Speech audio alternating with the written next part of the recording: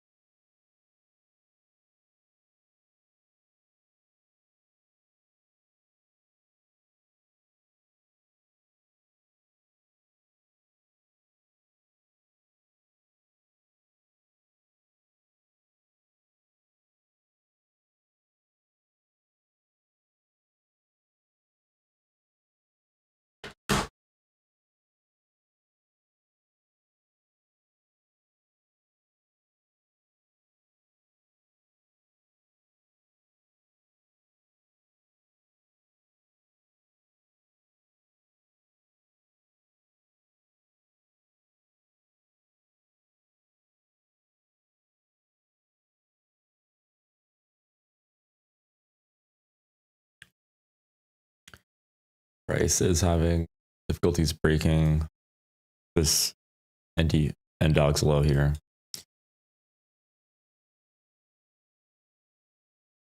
What are we probably waiting for today?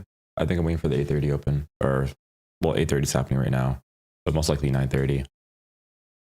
We've definitely had a push lower today into these BISIs, both on the 4-hour and on the 1-hour. Here is Sunday's close, or Friday's close. Sunday's open.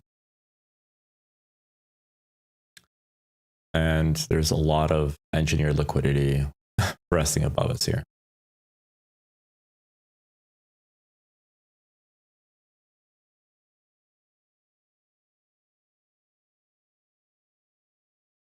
This is the 1-hour BISI. 1-hour BISI. Just the 1 and 4 hour BSD actually. We want to see how it actually reacts to this, and then if it can create some kind of reversal shark attack, and then we'll take it higher today.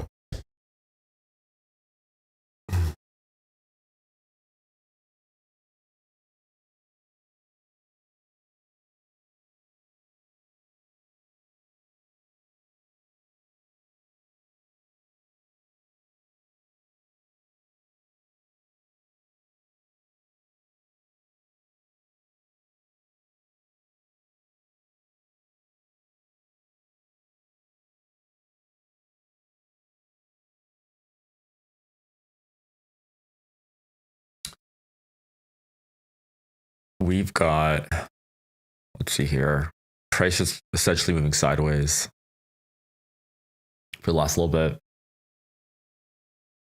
And what we're waiting for is really two things to unfold. Story one is going to be seeing price slow down in this area, create some kind of fake outs, and then start taking price higher. That's going to be my ideal play for today, taking out this buy side liquidity pool that's resting above here. It's all manufactured. It has the new week opening gap of this week. All of this resting sell side liquidity, or sorry, buy side liquidity that hasn't been taken. And also a clustering of new week and new day opening gaps above it. So that would be ideal. I think that might be the main move for the day after it comes down to the 1 hour BSD, 4 hour BSD, and going up higher. Or play two, and this is the one that I don't want happening, but I'm going to be watching for it, is on the daily. We've got relative equal lows here at 29.63, and price may want to tag or draw to this area here. The only reason why I'm opposed to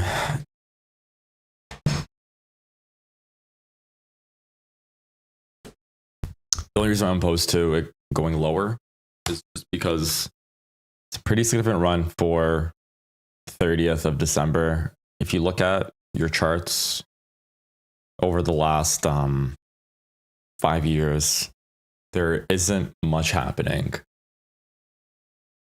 On the 30th, on the 31st of December, before the New Year's, it's very low liquidity. So we might not get anything today. Price might just do nothing, or it might do something. So right now we'll be waiting for some kind of reaction.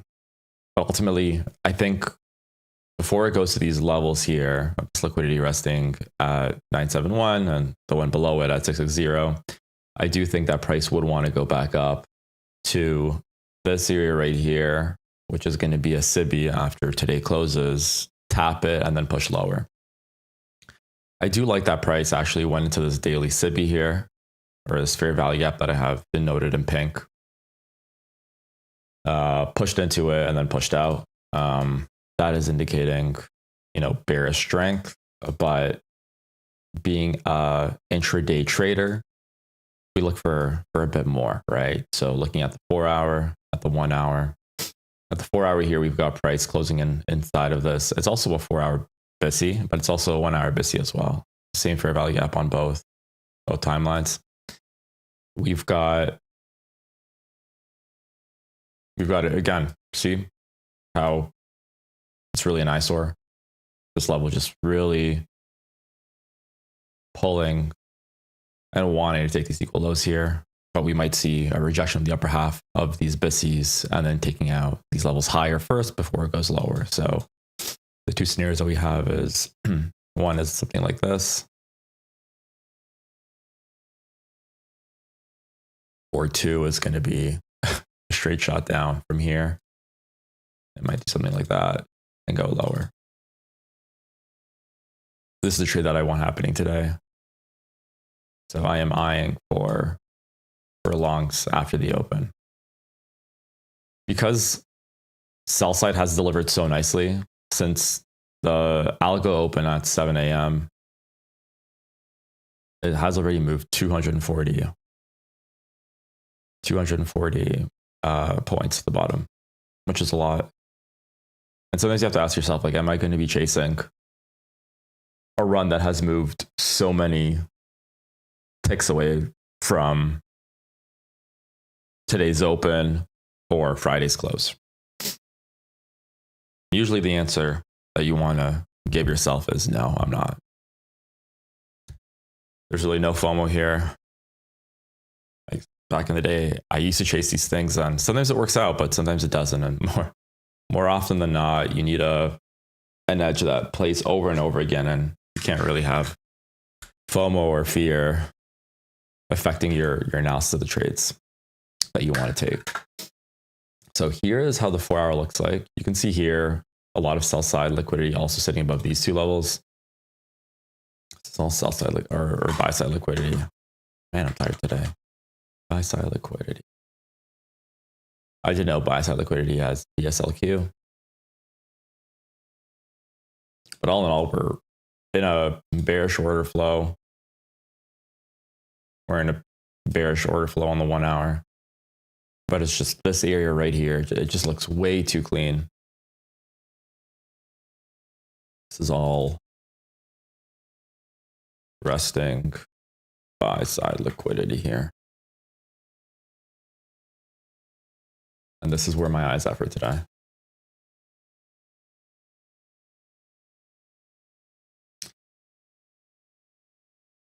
So all in all, that's what I'm looking at for today.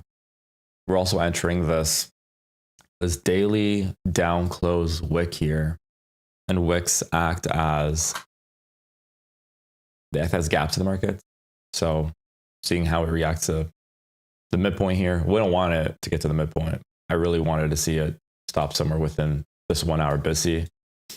But the moment it starts breaking lower, that's when I might switch my bias and I might be looking for these equal lows today. So if price essentially breaks this 1 hour BISI, comes up, use it as an IFVG, and an inverted fair value gap, then that's when I'm going to start looking for shorts. But I do want to see the market prove that this is going to hold. Maybe let's try this a bit better here, more accurate. So it's going to be here. And then we want to see a market structure shift on a lower time frame and taking it up. Play 2 is going to be this. So I'm always open to multiple plays that price can do. Some days I'm fairly confident it's going to do one or the other. Today, I'm hoping it goes up, but right now I see it as a 50-50.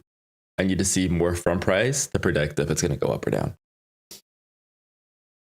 Right now it's dropping like a rock. Every single new day opening gap and new week opening gap over the last 5 weeks and 5 days is all above us now. So what is this indicating? It's indicating that you guys study NDOGs and NWOGs. These act as like a black hole, like a magnet that goes, that draws price. So all this price action, it's supporting the fact that we might push higher post 9:30. So I'm currently liking it. Like downside targets, I just got one. Upside targets, I got too many. Even right here, see all this here? This is all engineered liquidity. All these equal highs here. It's just leaving breadcrumbs of price for it to tag. And like shorts wouldn't be smart here at all. Like if you're shorting right now, like, oh, price broke the end dog of 1220. It rejected the first fair value gap that was formed here. Like, would this be a wise position to go short? And the answer is no. Can it drop from here? Maybe. But because we've retraced so deep since 7 o'clock, it was very one-sided.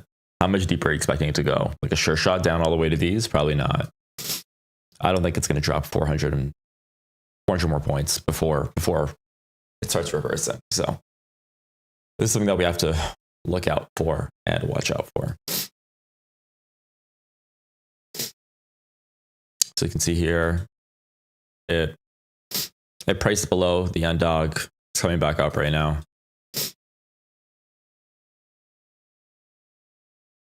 It did reject the undog and this BISI on the way down. It broke to the upside. And it might break it back down to the downside, but we have to start looking for signatures of when price might start turning. And again, 1 minute is not enough. Most likely what's going to happen today is after the 9:30 open, that's when we're going to look for our trade. But I think up until then, don't think anything meaningful is going to happen. It might. We got news today at 9:45 and 10 o'clock. I go to Forex Factory. At 9:45, we got Chicago PMI, and at 10 o'clock, we got pending home sales. So there's two small. They're both medium impact. They're labeled orange, so we might see price pushing a direction there. So we'll see. If I can get something very early on, like 5 minutes after the open, I might try to hold 3 news. If not, I might wait after 10 o'clock before I take a trade. But again, it's all about price action. If price shows you what you want to see, orange news isn't going to stop me. Red will, but orange won't. So that's that.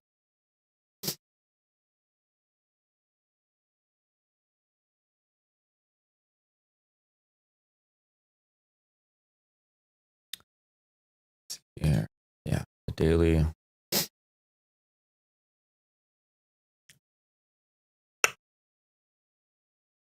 Let's see what price is going to do today.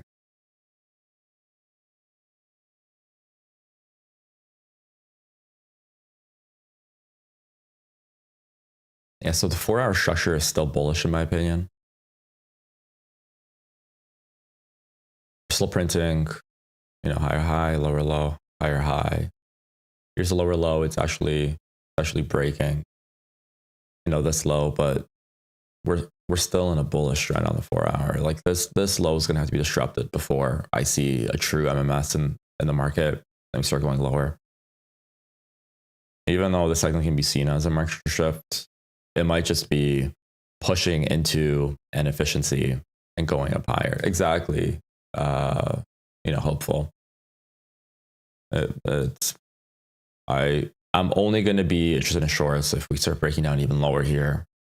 And I'll just be tagging the lower end of the trade here. Maybe once we break this 1-hour BISI, go back lower. That's when I start looking for shorts. But I do want to see this 1-hour BISI hold price and then take out these highs here. Remember, there's a 70% chance that price is going to hit the midpoint from opening price all the way to yesterday's close, which is Friday's close. So if you just map it here, the midpoint's going to be so we're 330 points below it. The midpoint is going to be we've got room to trade essentially today to the midpoint at least. But this gap is getting pretty large here, 300. Usually I like this gap being above 70 points. It's going to be probably around 300. So something that ICT said is you just got to be careful when it's above 200. Price might just continue spooling in that one direction. So that's why I'm not married to the idea of long, but I am open to longs and shorts. But we just have to see a bit more here. So you can see here, this end dog of 1220, it's holding price to the downside. It's pushing down lower. And the question is how low is it going to go?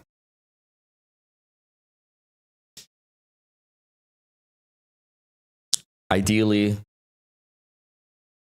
I would want to see this 1-hour close in the upper half here. This is going to be, it's going to start priming longs.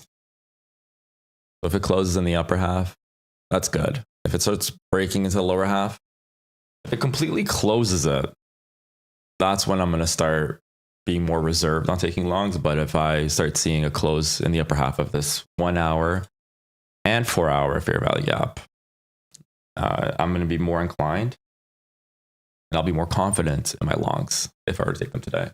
Hey, wish me well. How's it going?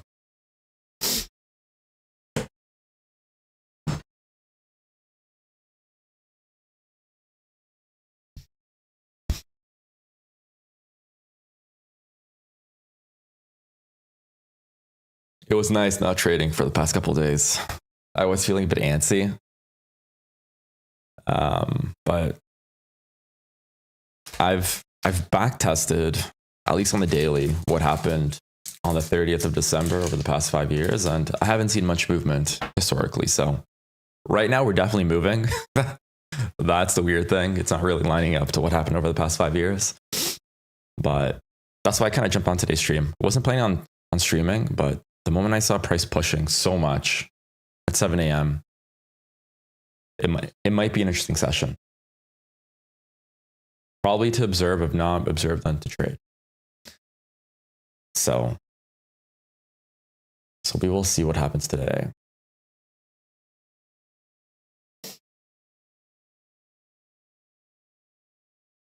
Yeah, but if today's candle reverses around this 1 hour BISI and pushes higher, the daily is going to be essentially a low test.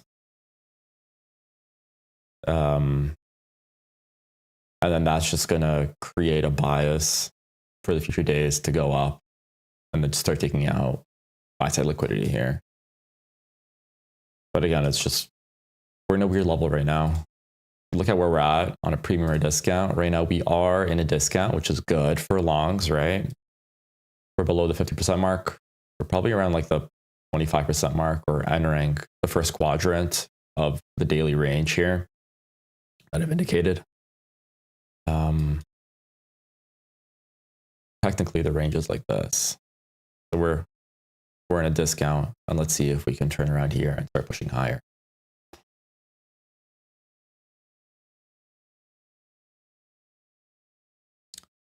So where are we going to go? We're going to stop at this BISI and turn around and take out RTH gap, or are we heading lower for the double bottoms? What do you guys think? So hopeful thinks that we're going to go long after 9:30, which I really hope price starts showing us that. How about you, wish me well? What do you think?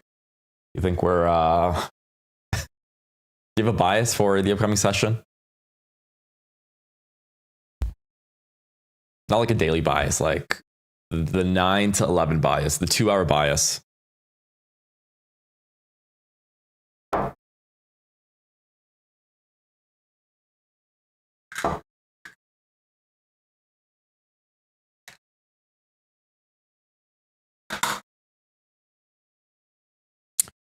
It's probably going to be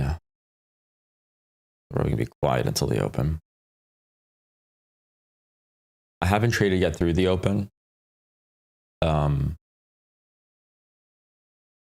But most likely, I think my first trade may be after the open if price shows us what we want to see. Yeah, reversals also. Yeah. I've seen market profiles where it just continues to drop. Those are so rare. They happen, so I can't discount that. But usually if price delivers in the pre-session and sellers make money, usually you see a reversal of that during 9:30, but we'll have to see. You did short the 7 a.m. Nice short. I saw the drop at like 9:45, and by the time I kind of mobilized myself, had my coffee, woke up, analyze the charts, it was closer to 8, and it already dropped so many points at 8 o'clock, where like at 8 o'clock it was already down here. I just couldn't see myself taking a shorter from here. And right now, all I can do is just wait for longs. Or shorts if it continues to drop down lower, engineer some liquidity, takes it out, and then continues dropping. But I really do like the liquidity that's being formed right now because of this drop. I wish you had that Discord to post our trades. Yeah, hold on. I'm going to do that right now.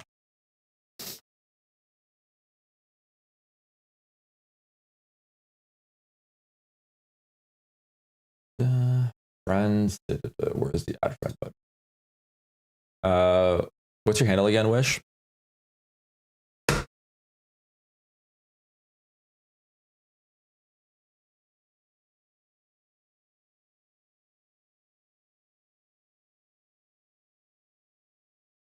I have a picture of it somewhere on my phone. I even pull it up on my end.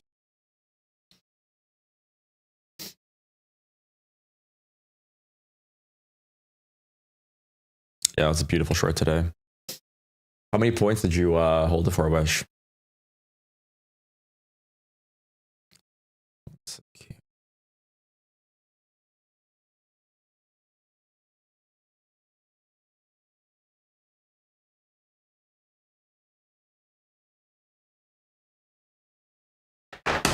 Got it. 8 and 7. Okay.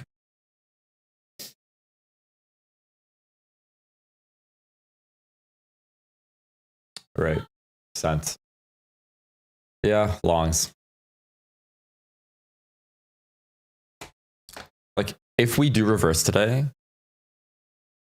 there's just so many upside targets, and 75 points. That's really good. So above 50 is intermediate, above hundreds are long trades. That's really good there.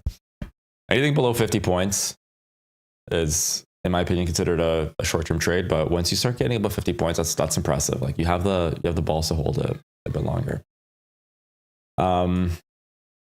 Yeah. So, like, for those that have just joined, the way you create 9:30 bias and bias for the session, it's very simple, especially in the morning. Is number one, where is the new weekly gap relative to where you are right now? So in our case, it's right here, 12:30. It's above us.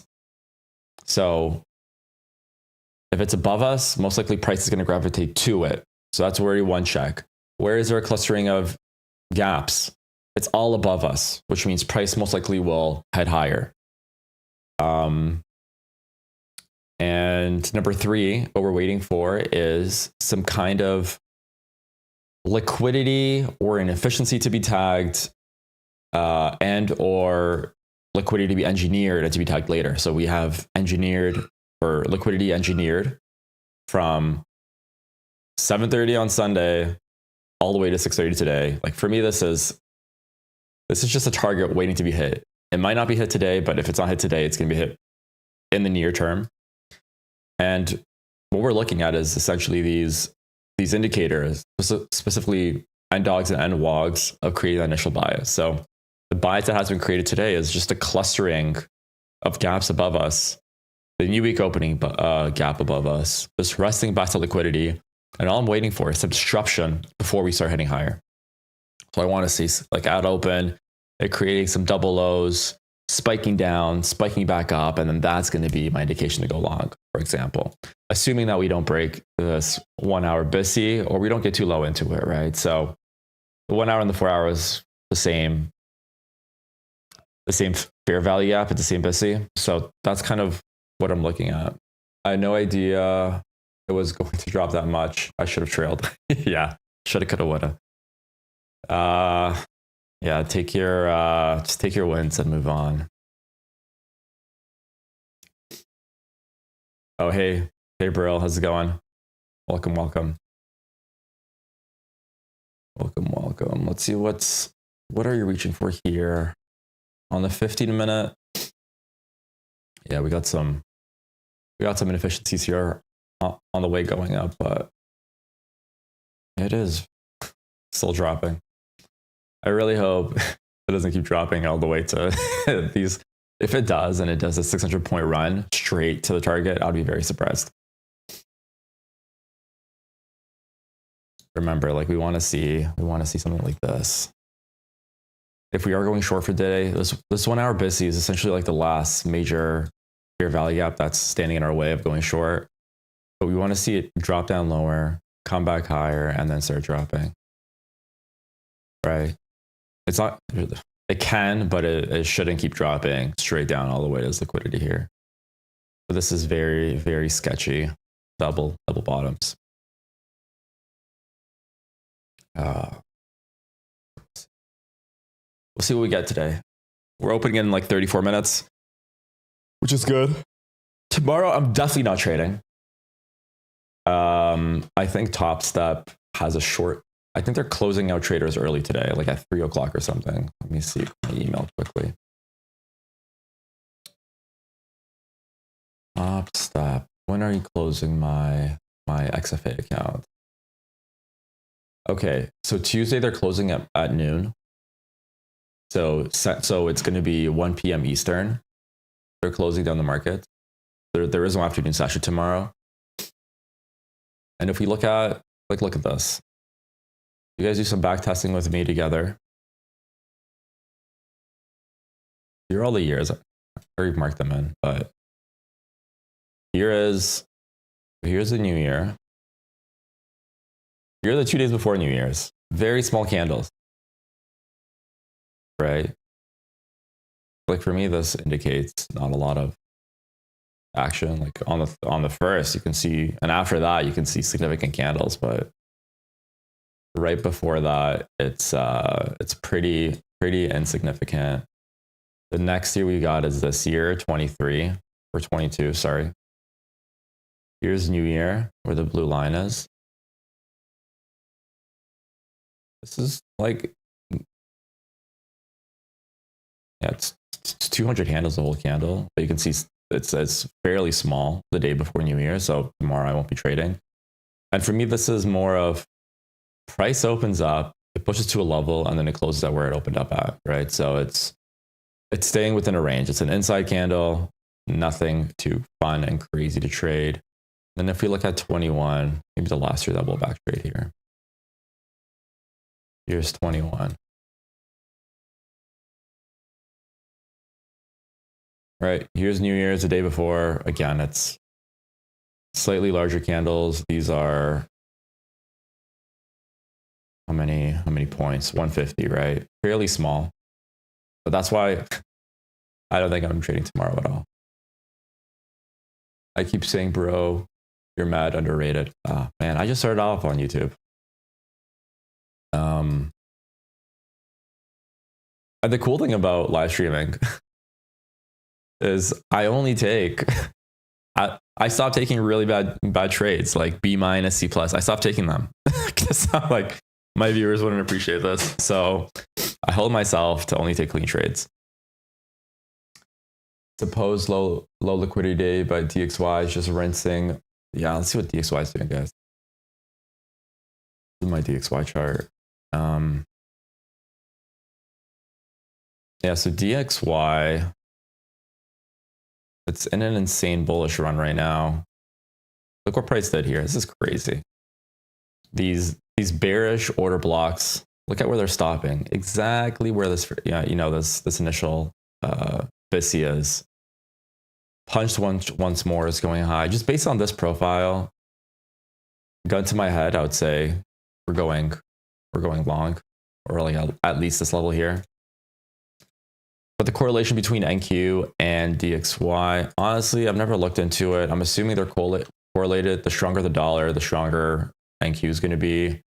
DXY and NQ correlation. Let's see how correlated they are.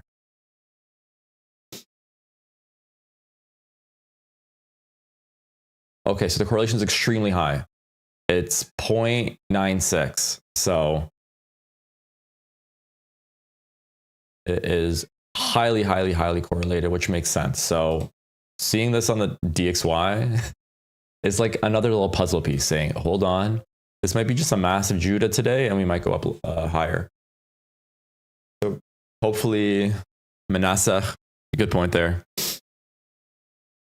Yeah, and then we have got like I said, commodities is like euro. I hate Forex so much. You guys have no idea how many times I've guessed the direction correctly and I just get taken out by a couple pips with these stupid ass wicks and it keeps going in the right direction. So NQ took my heart because it's smart. It makes sense where the wicks are going to stop and when they're going to start. Oh, okay.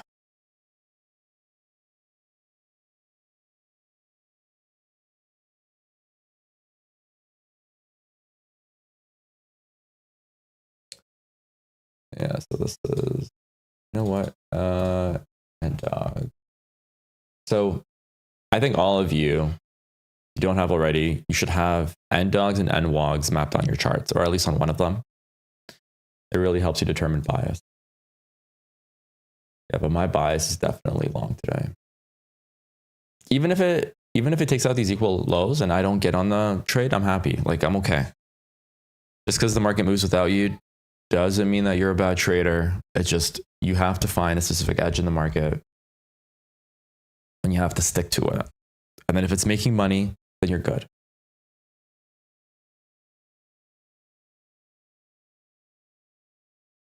Last week, I didn't make that much money. Very little.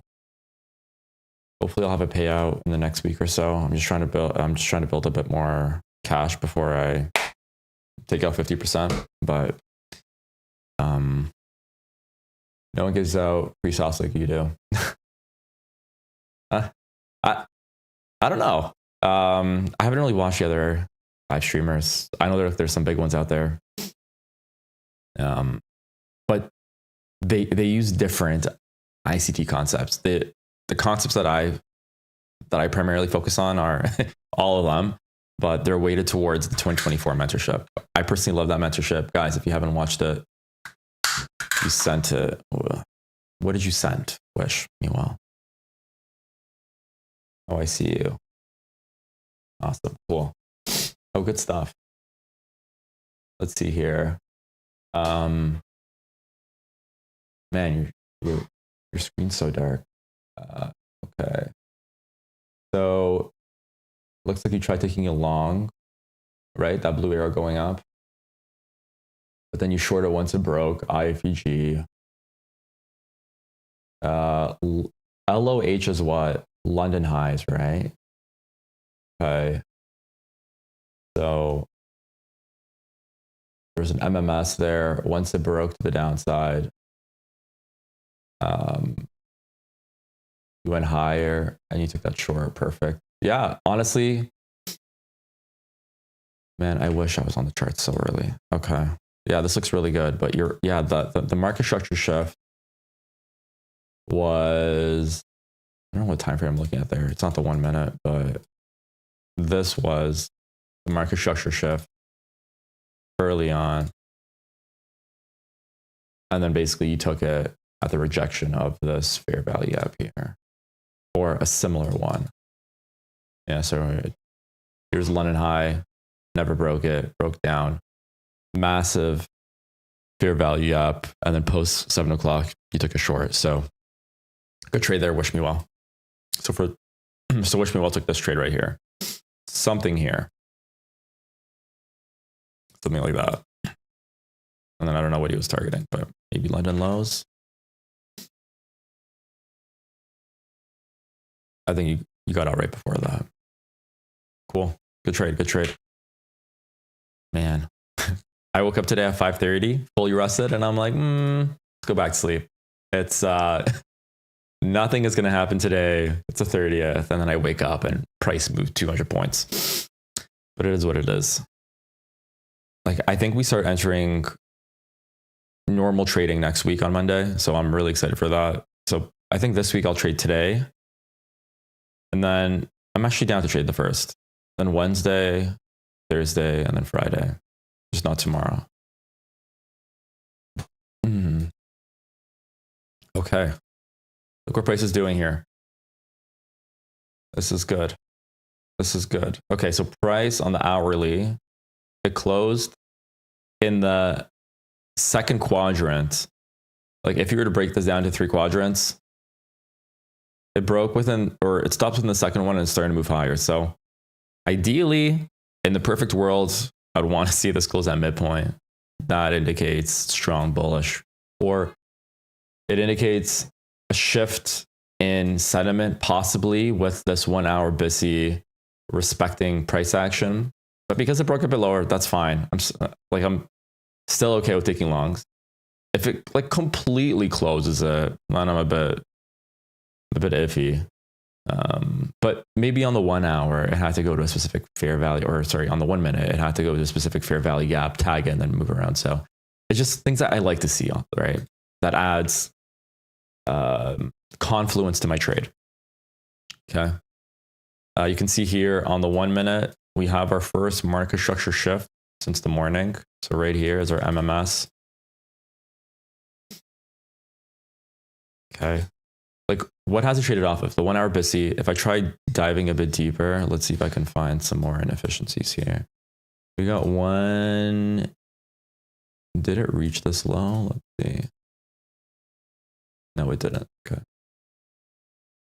All right. So we got, so on the 15-minute, it did tag a fair value gap. This is like one of many.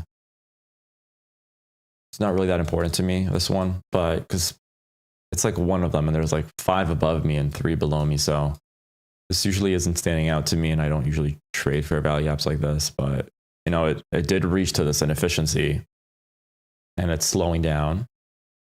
Would I go long from here? No, personally, right? Because you'd be, because the end dog of 1220, it's still rejecting price. Price is still sitting in the lower half. What does that mean? It's still bearish. Like this end dog is doing a really freaking good job of rejecting price.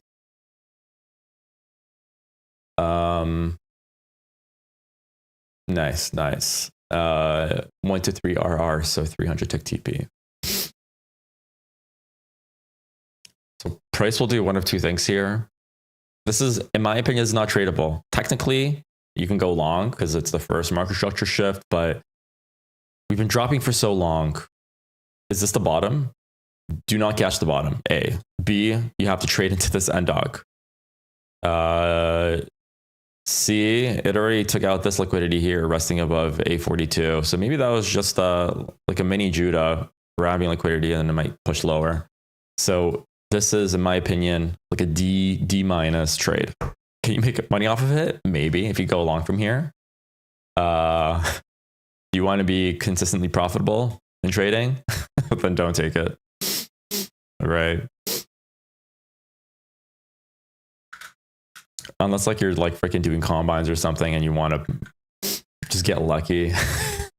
Be my guest, but not something that I would place my dollars against. So you can see price here came down to this, and it's really good to, tape read.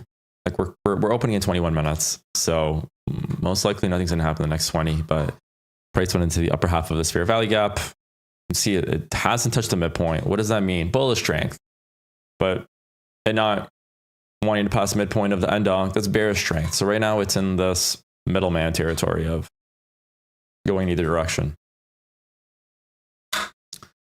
So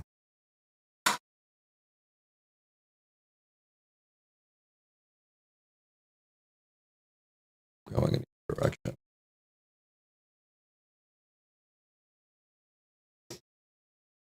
It was happening on the 5-minute. You guys can't see. Actually, you know what? Let me just change this into the 5-minute chart. Yeah, so on the 5-minute, there was no market structure shift, right? There was no higher high that was tagged.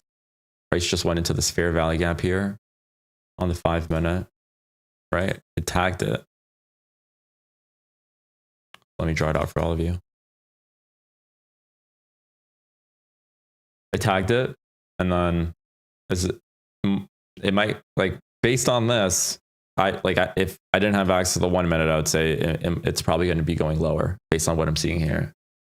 End dogs being respected, tapped into the fair value gap, ran away from it quickly.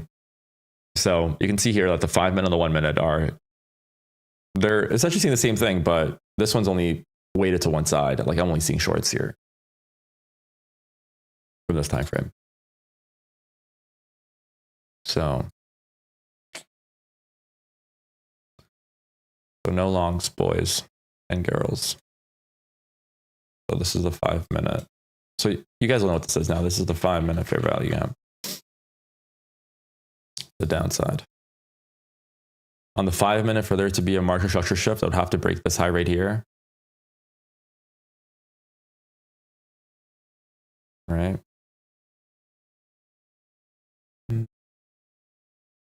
But until then, longs that are caught in this area are essentially 1-minute trades. And if you manage to catch something down here and it starts breaking this level, there's a higher chance that's going to run higher, and you just caught a really nice RR trade. So you can see here on the 1-minute, price tried to get below the midpoint 4 times already. 1, 2, 3, 4, 5. It failed to do so. It hasn't even touched it. It's pushing higher. So here's like a point for it might be bullish. If it closed lower, then I would say it's probably going bearish. But because it closed like this on this 1 minute fair value gap, we might be seeing a push to the upside now, if the end dog doesn't reject it for a third time. But again, low probability. Look at the 15-minute chart here on the top right.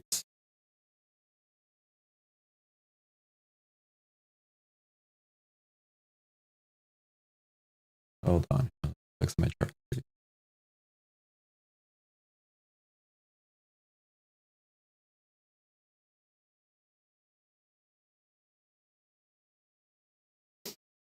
The 15-minute is very bullish still.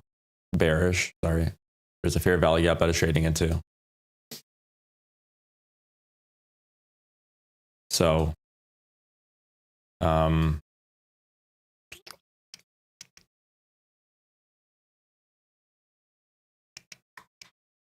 moment it starts breaking this to the upside,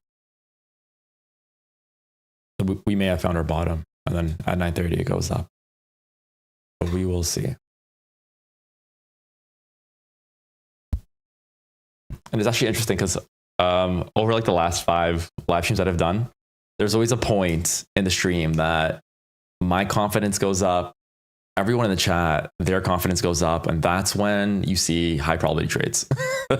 Like I saw 5 out of 5 times. It's like there's just a moment that something deep down inside of you, after all of this learning of ICT concepts and all of this price reading and chart reading, you start seeing price do something, and then you're like, oh, it's definitely going to hit this level. Like my confidence right now is 75%. And those are the trades that you take. Sometimes you take a trade and you're like, it's 50-50. You shouldn't be in that trade. You're just gambling at that point. Yeah, intuition. Exactly. Like my intuition right now, like 51.49. See, I don't know it. Like it's a gamble right now. I'm looking at all these time frames, and I think it's going to go up from here, but like my confidence is 50-50. I'm like, it's a gamble if I were to take a long from here. Because you know what price can do right now? It can take out these relative equal lows here on the 1 minute.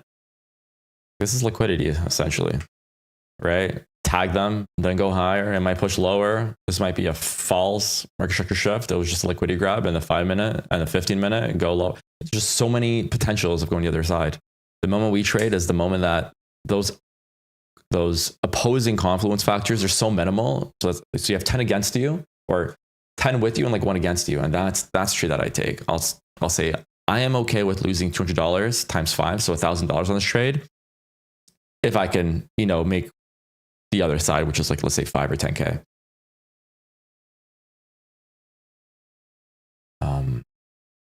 So we'll see what happens today. I'm actually excited for 9:30. I can't wait for it to happen. 15 minutes.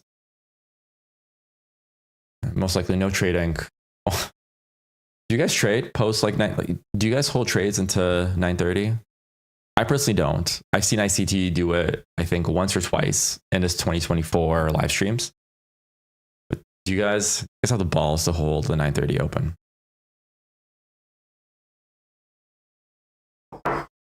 Rarely.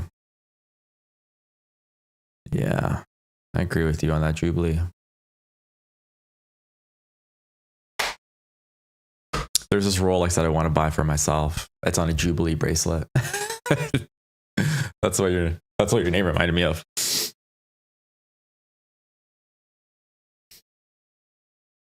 I told myself, the moment I break 100K in payouts, I'm just gonna buy myself a Rolex. And I'll just let everyone suffer with it. Take 15% of what you made as like a little present to yourself.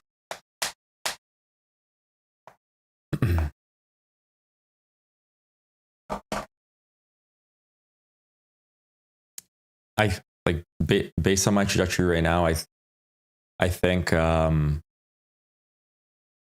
like if I take it nice and slow, I think I should 100K by the end of February. That's my goal there.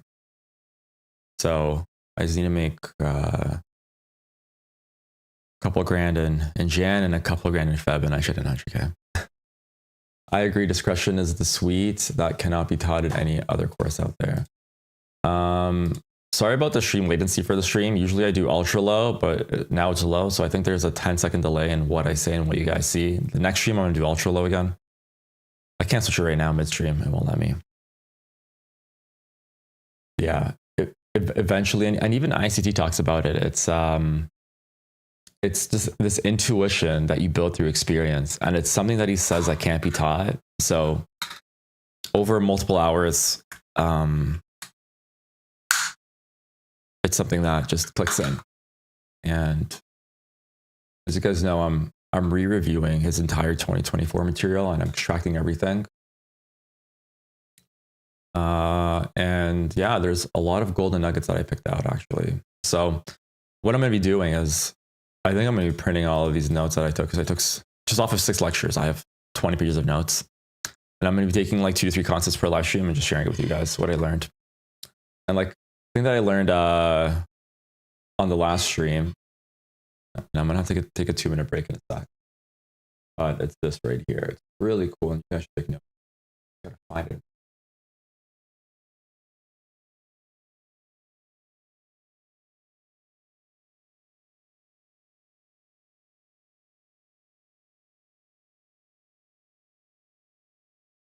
Here it is.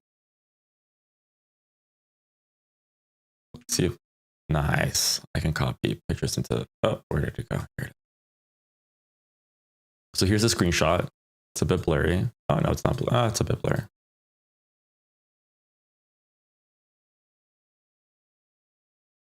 Is this right here.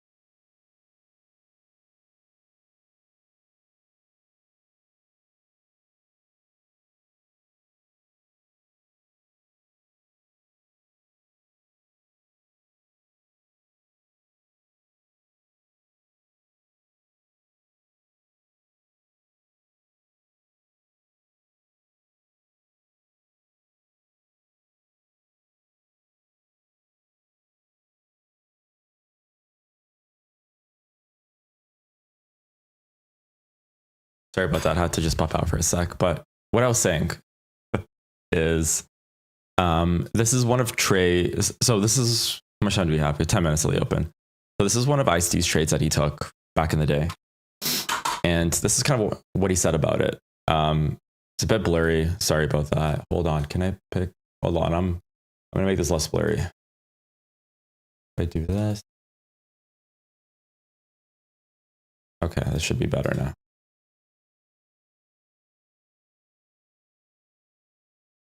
Okay.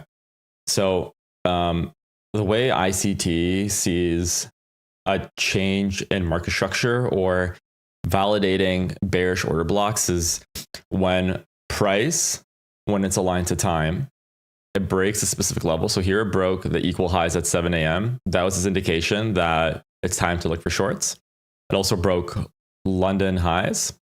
And he said the moment that the up close candle, the moment that a candle closes below the open, not so much the wick of it, but the open of it, that's his indication to start going short. So when this candle here broke the open of the candle that broke liquidity to the upside and his overall targets were to the downside, that was his indication that price is turning. So the note that you take here is, don't wait for the lows of the 1 minute candles to be broken when it comes to validating bearish order blocks. Just wait for the open to be broken. And once it's broken, you want to essentially buy in at that opening price, and you can have your stop loss not at the high, but just above the midpoint of it. So it allows you to start having super sniper entries. And that's my takeaway. Like the moment I see a shift in market structure or liquidity being taken, and I see something like this where it's an aggressive move higher, and then we close below it, that's going to be an indication for me to start taking that initial short, right? Of partialing in essentially. So that was a cool little tidbit that I pulled from him last night. It's something that we all know, but it's just good to get a reminder of it. So yeah, this was a really nice trade that he took like 5-6 months ago. But all in all, we are, look at that. The end dog is still respecting price. You can see that it tried breaking up. So some of these bodies broke to the upside, but they're fairly close to the midpoint, the mean threshold of the end dog, or consequent encroachment of the end dog. And then it just went back lower. So you can see here, we're creating liquidity here on the bottom. Here we got like a double bottom still. Price is still holding really well on the upper half of this fair value gap that I've marked here in blue on the 1 minute. But all in all, remember, it's not a high probability trade to take it long here. All the energy will come at 9:30.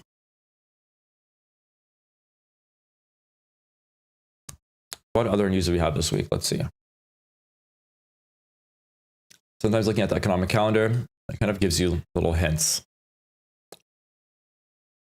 Okay, bank holiday for the entire world tomorrow on the 1st. Oh, you know what? There's a bank holiday on the 1st. So no trading on the 1st or on the 31st. On the 2nd, we have unemployment claims at 8:30, which is the Thursday. And then on Friday, we've got manufacturing PMI at 10 o'clock. So nothing too crazy. And then it looks like non-farm payroll is the 10th of January. So it's going to be on the second week of January. So we'll have a really spicy, I think I'm going to start the live stream at 7 a.m. or maybe at 6:30 on the 6th. And I am going to try to trade that morning session because the Monday of NFP week, pre 9:30, it's usually the cleanest runs that you'll see all month. So that's going to be the prime time. And I think at 9:30, I'm going to close down the stream. I'm definitely not going to be trading the 9:30 of that open. Okay. We are 5 minutes open. You can see here, price took out this liquidity that it created, that it engineered, and it's going down lower. Hopefully no one took a long here. I said not to. I really hope no one did.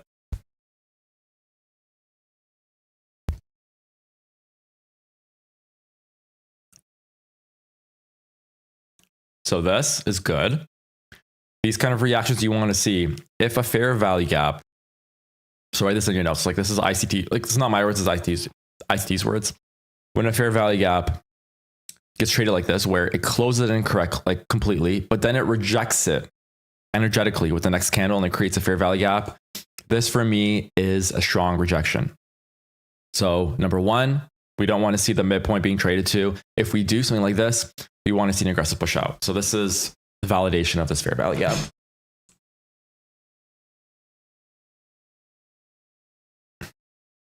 Not saying that we should go long from here. I'm just saying that in future scenarios, when we're looking at fair value gaps and how they're being traded to and how to see value from them, this reaction is what you want to see if we break into the lower quadrants of it.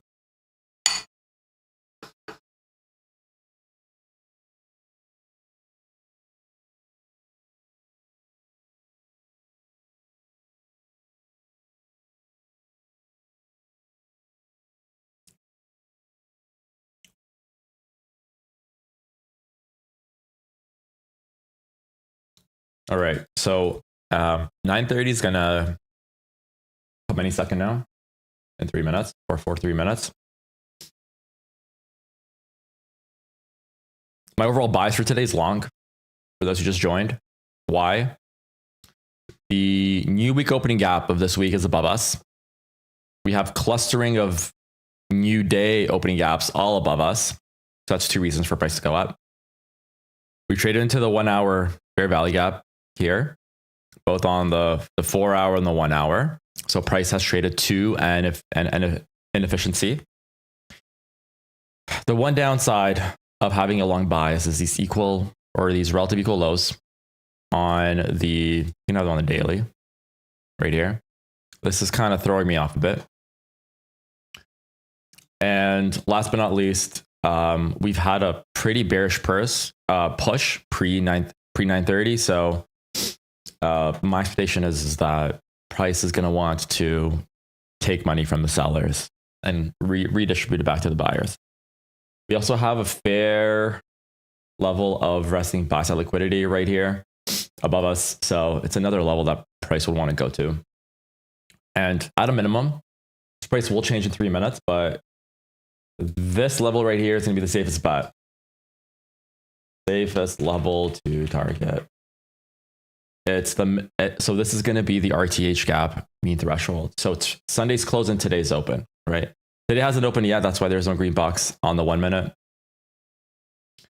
But we are going to want to see a push higher here.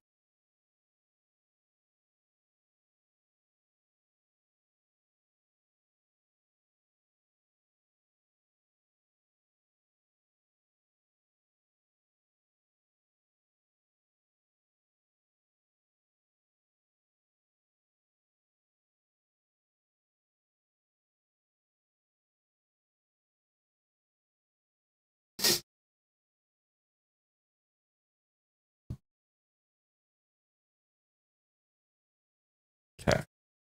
All right. My indicator right now is attempting to map the RTH gap on the 1 minute. Okay.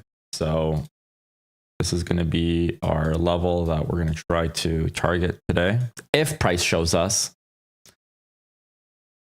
a willingness to move, right? So the only issue with this is we have a new week opening gap right below us. So to be honest, I think that would be the safest level. Then it would be the midpoint, and then partial out and try to take out like all of this this resting buy side liquidity. But remember, price might have an issue breaking like this level right here, because we'll be entering 15-minute sell side fair value gaps or SIBIs and other items as well. So, but the moment it breaks out, it's hitting highs. So what do I want to see here? I want to see some kind of Judah swing to the downside and then come up higher. We're also looking for fair value gaps forming right after the 930. Those will be your very strong indicators that we'll be using moving forward. So that is that. Okay.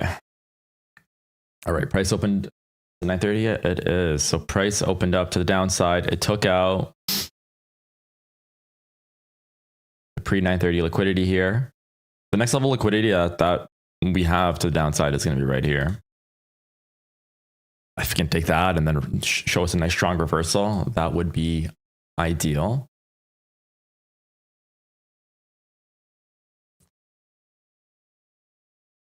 How many points we have till my safest level here? 143. Insane. If that can be caught, that's crazy. Okay.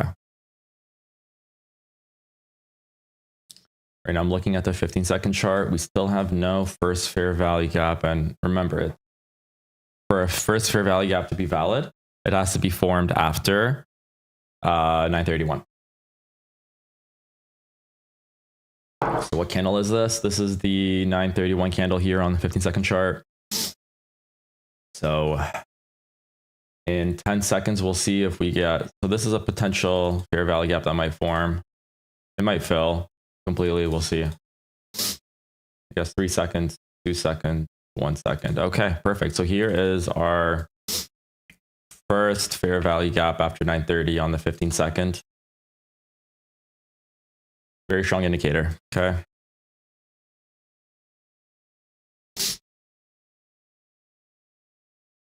I'm going to map this also to the 1 minute here.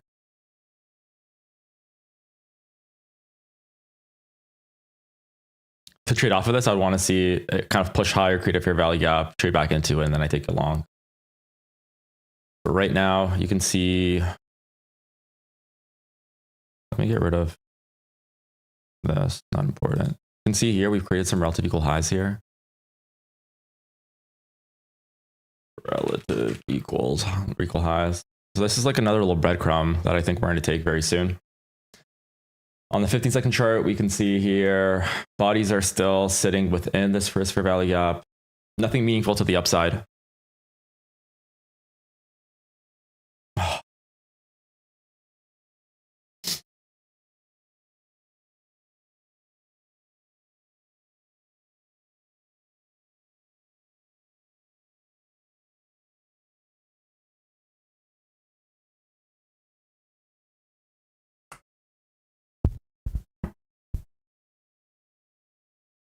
Okay, price has broken above right now, the first fair value up on the 15-second, but it never closed.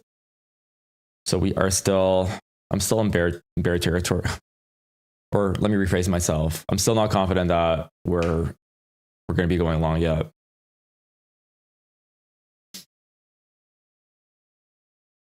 But it is sitting in it for a long time. Okay, it's pushing lower. This is something that I might want to see it go lower and then boop, boop, boop, and it pushes higher. That would be ideal.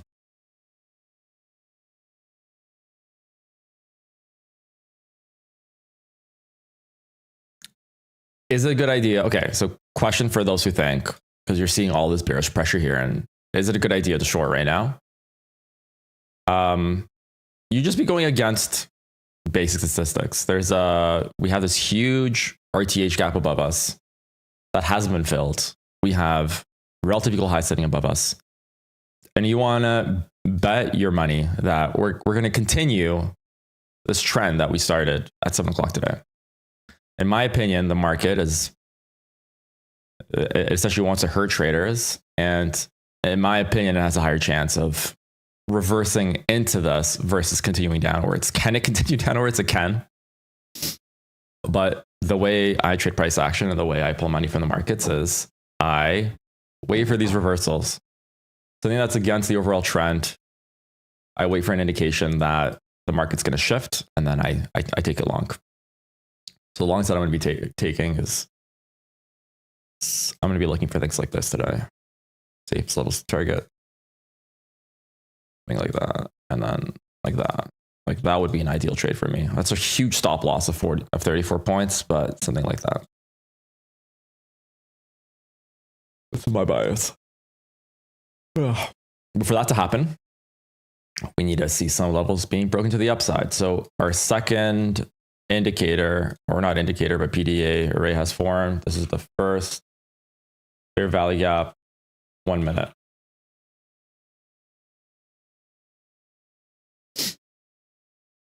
Okay. The moment price breaks this and or this, that's when my bias will start changing to the upside. But we've taken liquidity that has formed pre 930, really good. We're still in the 1 hour BISI, really good. A lot of good signs here. The 15-second market structure shift will happen right here once we break these highs. MMS.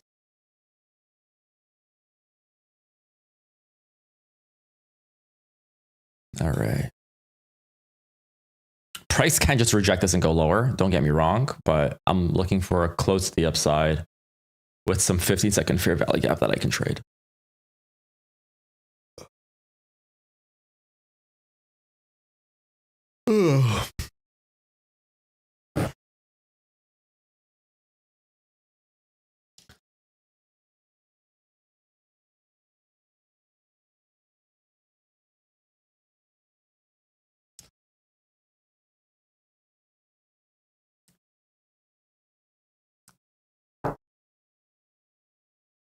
We have, hold on, we got news coming out too.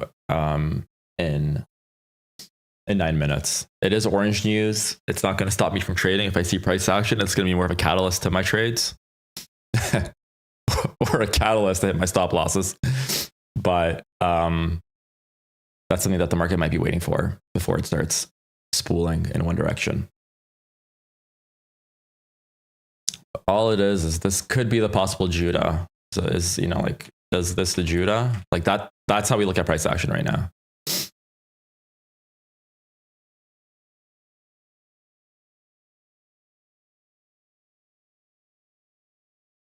And if the 1 hour can close in 22 minutes above the midpoint, that would be really good as well.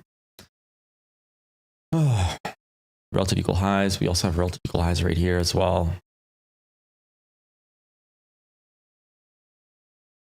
So these are like sub or 1 minute levels that are just asking to be taken. On the 15-minute chart, the last fair value gap before we start breaking a lot lower is right here. Price hasn't tapped it yet, but it's something that I'm going to be watching for to see if it's going to get down there and reject it.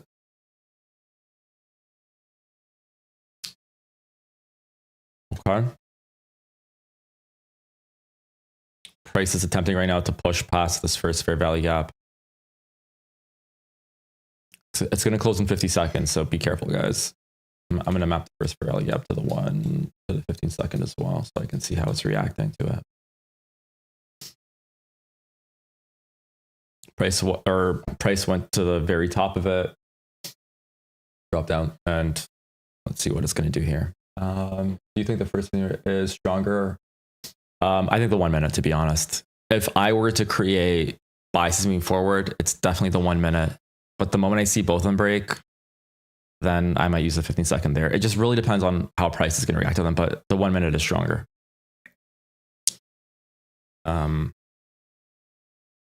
For me to trade the 1 minute, I'll have to see a break above it. I want to see some kind of fair value gap form on the 15 second, and then I take it long. So I have my charts primed up right now to take a long, but I'm just waiting for the right moment here.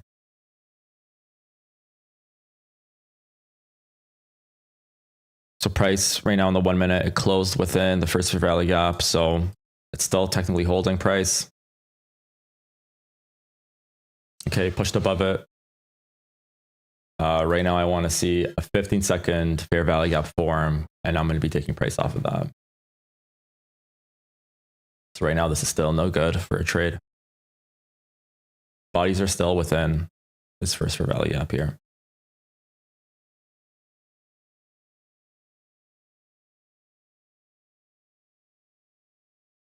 So the pattern is going to be like a break to the upside on the 1 minute, find a 50 second fair value gap and trade off of that.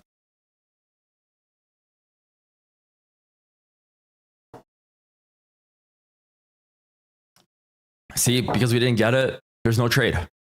And right now price might be going to the downside. I don't know, maybe. So we have to wait for these signatures to happen for us to be confident in our trades that they're going to go long or short.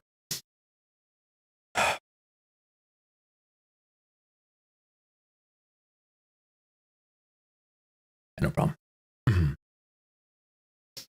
All right, price is attempting to push back into this. Okay, so this is good. Come on, keep going higher.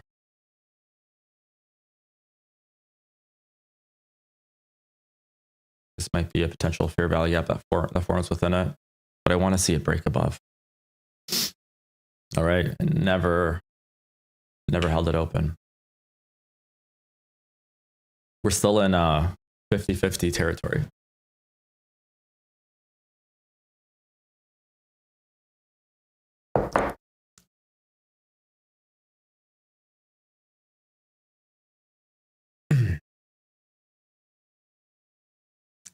Okay, so look at this, guys. The strength of the first fair value gap at 1 minute, it's holding price. Price tried to break it, it failed to do so.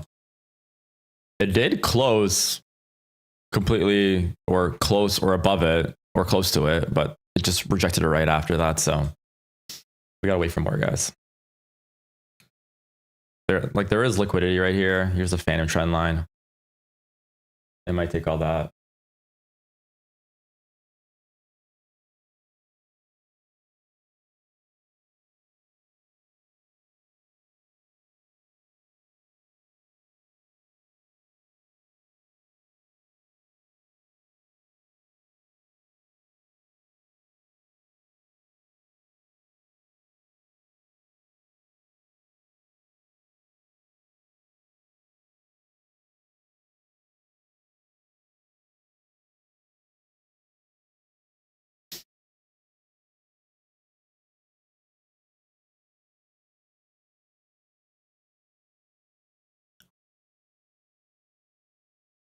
be, if my bias was short here, for those who are watching, this right here would have been assigned to go short for me. We went into the first fair value gap. We closed below it. It created a 15-second fair value gap, and I would go short off of it. The only reason why I'm not going short here is just because of my overall bias of all these things pointing to the upside, which I may be wrong, but this is the bias I'm going to have every single time going into price action like this. And even if it runs without me, I'm okay. I'm going to apply the same bias moving forward. So it just took out more liquidity here to the downside. There's news in 3 minutes. That might be the injection to go up, right? This might be still the Judah if I'm playing devil's advocate. But this would have been like the short I would have taken if for some reason I wanted to go short.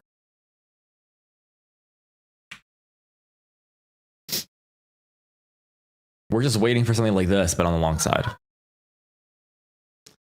Once it breaks this 1 hour BISI to the downside and it closes within it, so after 10 o'clock, that's when my bias will start changing. And its price all along, I think, was going to be targeting these equal lows here that I mentioned before. This is the one thing that's throwing me off for today's analysis. So we will see what's going to happen in 2 minutes when news comes out, and then at the close at the top of the hour.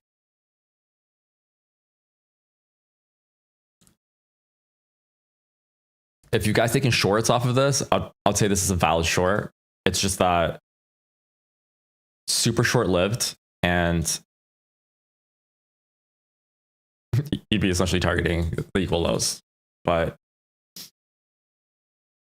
I'm still waiting for price to. It's just there's too many levels above us that are relatively equal high, like 1, 2. It's just, and if it continues dropping like this, manual intervention.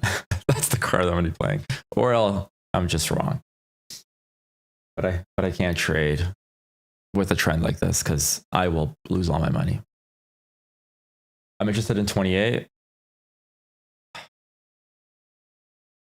Yeah, 28. Yeah, just below the end dog of 1202. Possibly. We'll see. News in 1 minute, guys. For us to be long, this is what we have to see. An aggressive push higher right now past this first fair value gap, and that's going to be indicating longs for me immediately.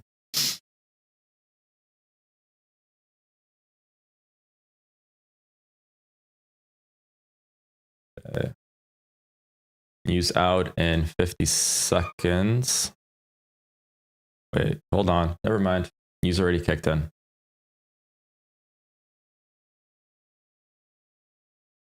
So our first news has kicked in.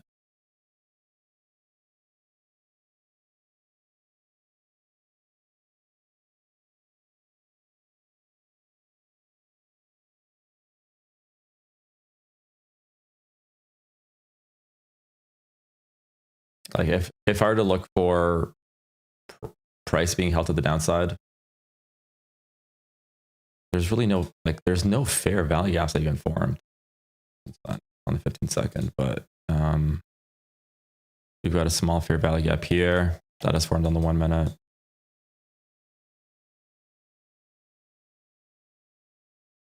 Right now, the 1 hour, it's breaking to the lower side of this BISI, which is indicating that the strength of this BISI may not be so strong as I thought it wanted to be.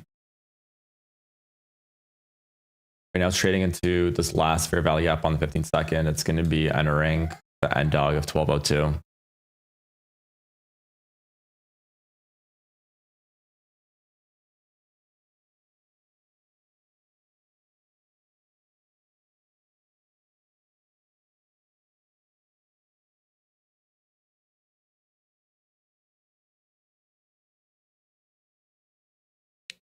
Am I interested in shorts here? Personally, no, because I'd have to trade through this 15-minute fair value gap.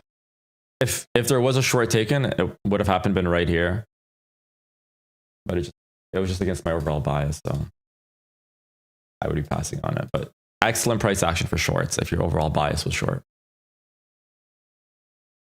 The price is right now pushing to the upside. We've got a bearish order block here that is pushing into.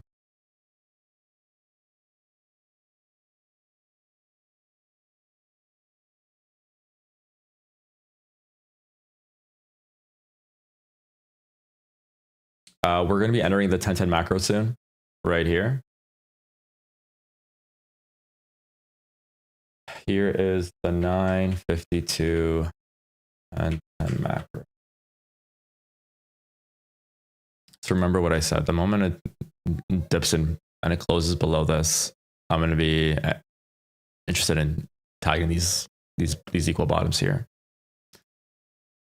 But my bias still hasn't switched. I'm still being patient here.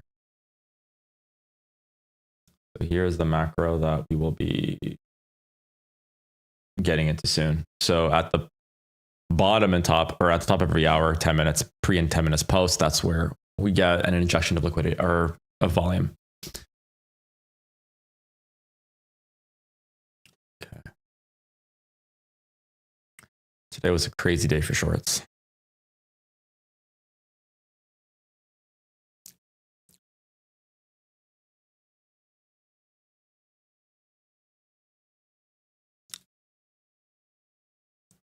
Price right now on the 1 minute, it's still respecting bearish order flow. Every single fair value gap that's forming, it's rejecting to the downside. For me to take a long in this market, it would have to break this first fair value gap here. That's kind of like the line in the sand. Even if I see opportunities to get in below, I wouldn't do it. Once it gets above this level, that's when I start trading longs and I start entering and trading into that massive gap, that liquidity void that we have above us. All right. Let's try to find that point in time on when I'm wrong in my initial bias. We also have a fair value gap here.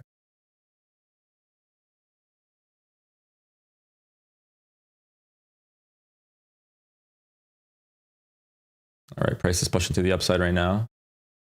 Good. Show us a bit more. Technically, the first microstructure shift is going to be right here. MMS.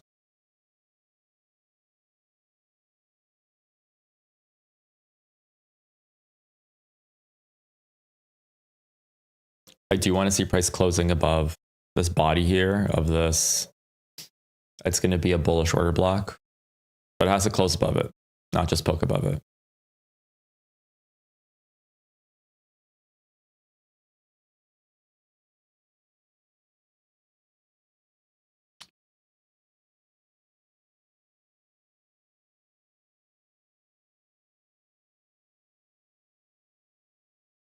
Okay, we are in the 950 algo right now.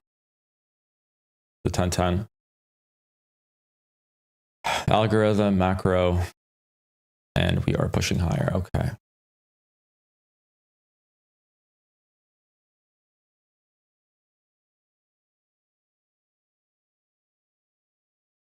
Beautiful.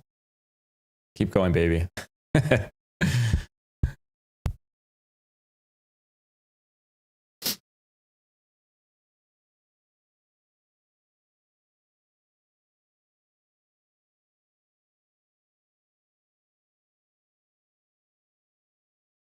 Just waiting for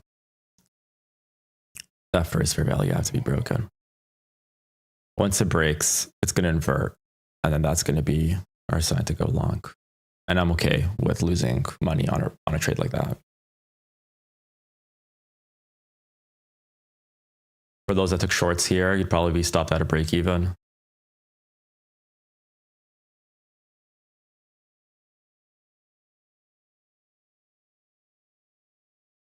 I want this to be a breakaway gap.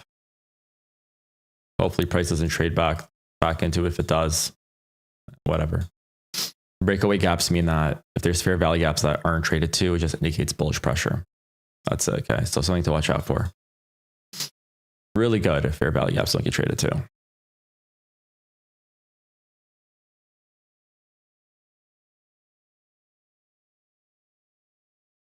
We've got a fair value gap here form on the 1 minute, bullish BISI.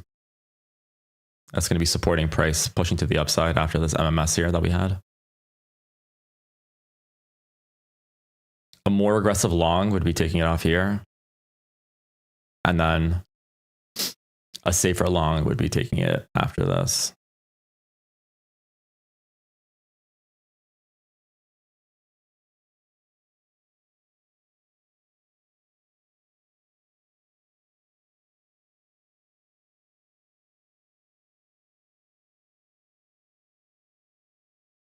Price did tap the first fair value gap here. It rejected it.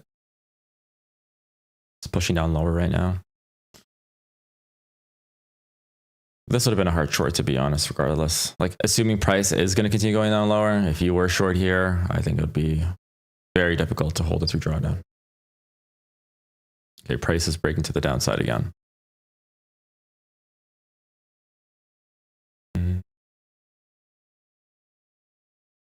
For this fair value gap to be respected, I would need to see price close right now above this 1 minute. And that's going to give me confidence that we're going to continue going bullish. That's the price delivery that I want to see.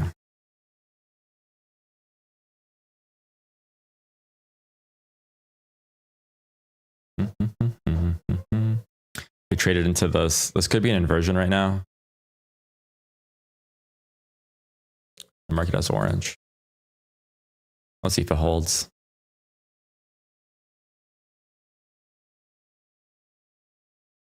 And remember, today is December 30th.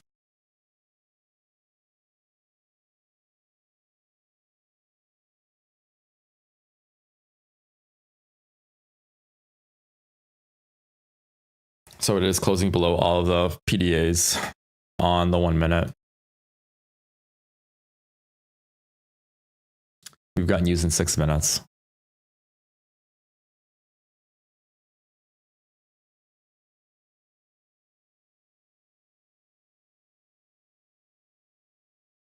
See, looking back, was there a clean long or short since the open? I think just this one right here. But it's right,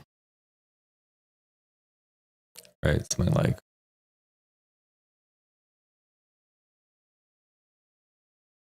be taking like a quick 1 to 5 to 1.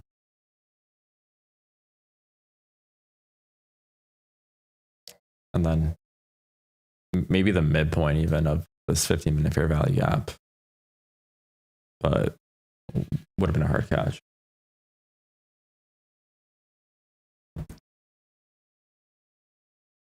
All right. So there's news in 5 minutes. We've broken below all of these 1 minute PDA levels.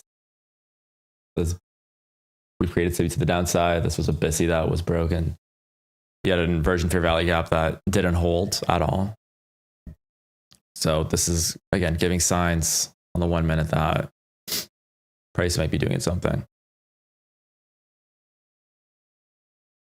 This is kind of what I want to see for today. And this would create extreme satisfaction from the market the moment that price does break above these levels and we take it long. All right, price is pushing into these fair value gaps here formed on the 1 minute.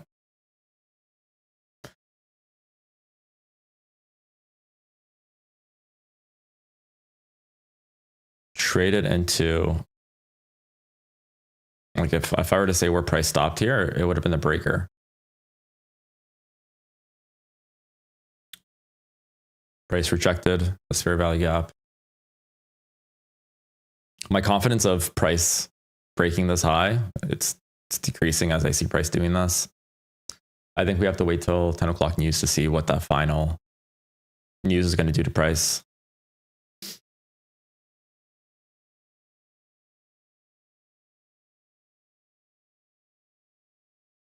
There isn't anything clear right now to take a trade off of. Chat, what are you guys seeing in the market? Are you guys agreeing with my views or completely disagreeing with what I'm seeing? Is anyone here trying to take like shorts right now? And it's okay if you guys are wrong about it. If you guys say short and it goes long, I'm just curious to see what you guys are thinking.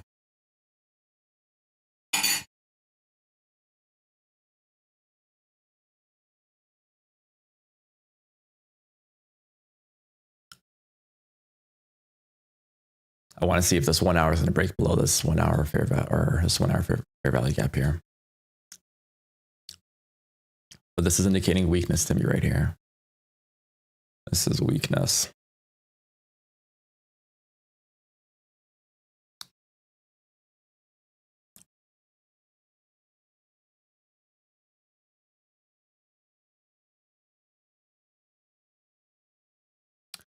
Market is still showing shorts, but in a position where longs can play. Yeah, sitting still. Good. I want to see some type of reaction off of that 8. Oh, reaction off of 820. What's that 8? What's that 280? Like the NWOG? Yeah, so Jubilee Wish, hopeful. All of you are seeing like, yeah. Yeah. Yeah, rebalance. Exactly. Price usually doesn't tend to just shoot in one direction like this. It does, and if it does, we let it do it. If it's with our bias, we tag along with it, but I would be crazy right now if I decided to start shorting. Could you imagine? You have a long bias, you start shorting here, and then price reverses and goes the other way. I feel like that's what starts tilt. That's when you start blowing all your accounts real quick. You were right, you decided to make money. You were wrong, and then you lost everything. Yeah. So wish me well. What do you see at 280?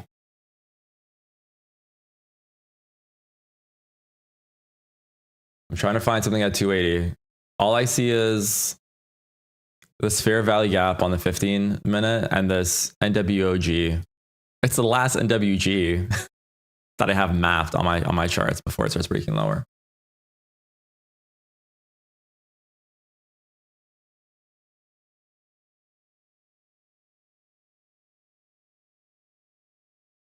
Bullish breaker from 12/20/2024. 12/20/2024.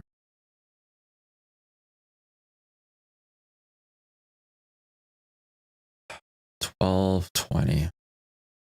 Oh, this right here. Yeah. Yes. Yeah.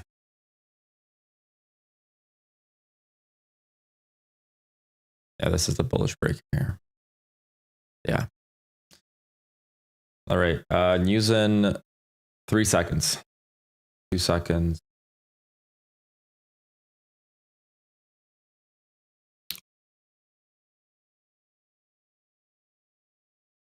All right. Price is punishing. So the 1 hour broke below the BISI. This right here, what wish me well said. This is the breaker, the bullish breaker. Once it breaks this, I'm team shorts, unfortunately. So if it breaks this in some way, I'd probably take it short. Like for price to just freaking reverse right now and take out these highs, the probabilities are decreasing as price sticks down. Oh, this is ridiculous. But it is what it is. It's this week is low probability, everyone. So unless we see something extremely high probability, we take money from the markets. If not, then we don't donate. We're not team donation here. And even if you guys did take shorts, you guys made money off this. The question is if you guys trade this model, whatever model you traded, will it work on the long end? There you go. Hit the midpoint of that breaker. So remember, the breaker is all these candles, but the most sensitive candle of a breaker is the top one. Okay. Most sensitive candle. That's also the breaker there. The price is pushing to the upside right now, very aggressively. I might not even wait for these first value gaps to be broken. We'll see what price gives us. There you go. Keep going, baby. All right. Looks like wish me well may have picked the right level that it's reversing from. Yeah. So what's going to happen if there's no rebalance today? It's going to be tomorrow, right? It's just being deferred. It doesn't have to happen the same day. Like deep down inside of me, I really want to make some money before I take the next 2 days off. Say like, fuck you markets, and have some money for the New Year's bash. But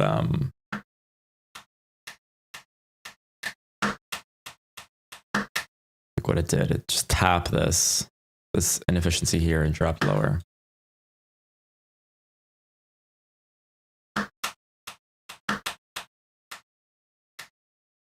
Okay. Once 10:30 hits, if not 11 the latest, I'm closing down. I'm not going to try to chase price today. But right now price is being difficult. Like that.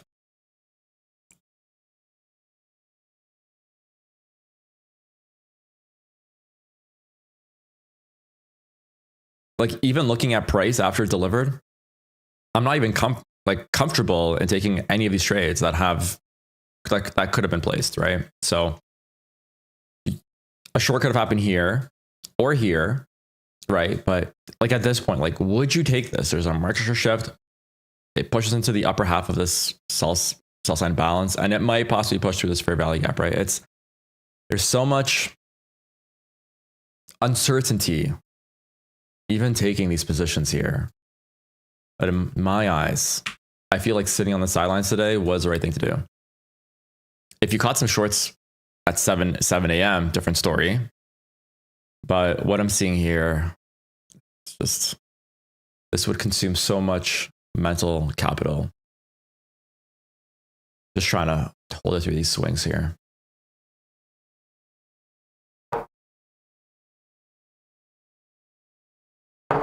This is the breaker here. I'm going to transpose it to the 15-minute. We are in a discount. Like we're really deep into the discount right now.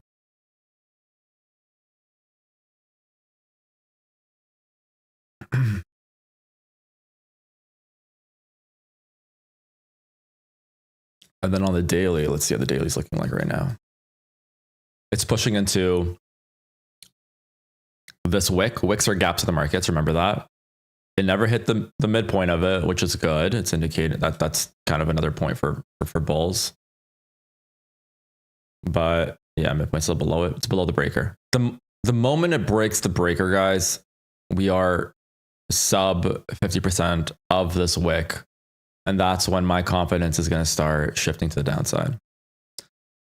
But until we get to that point, it's still seeing if we can get an opportunity to long, even to like these highs right here. Like all of this, like this is all food. All of this shit here is food for us.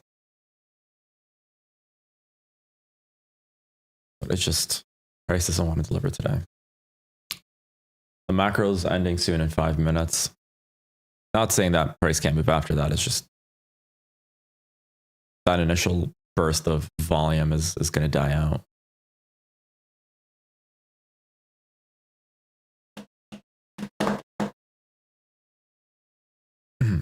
People who take a loss today will most likely be trading tomorrow. And then you're trading in low probability days. And then you start the New Year's with losses and reds. Oh, that's why I'm picky. You don't want to be that person. All right. Fair value gap formed here on, again, doesn't hold a lot of weight, but I'm just mapping out the fair value gaps that do form.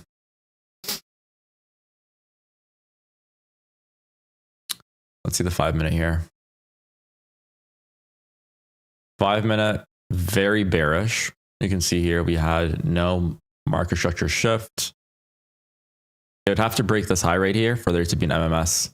So see, the moment it starts breaking these highs, you have a 5 minute market structure shift. You got the first fair value gaps being broken to the upside. And that's when the market's telling you is I'm done doing damage to the downside. I'm coming back up. But right now it's, I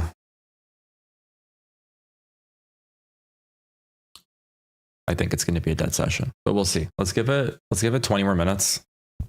And then if not, then we'll come back on the second and attempt to take money from the market again. But this is what profitable traders do. You create a bias based on the NDOGs and the NWOGs, the NWOGs. And then you look for price to engineer liquidity, which it has.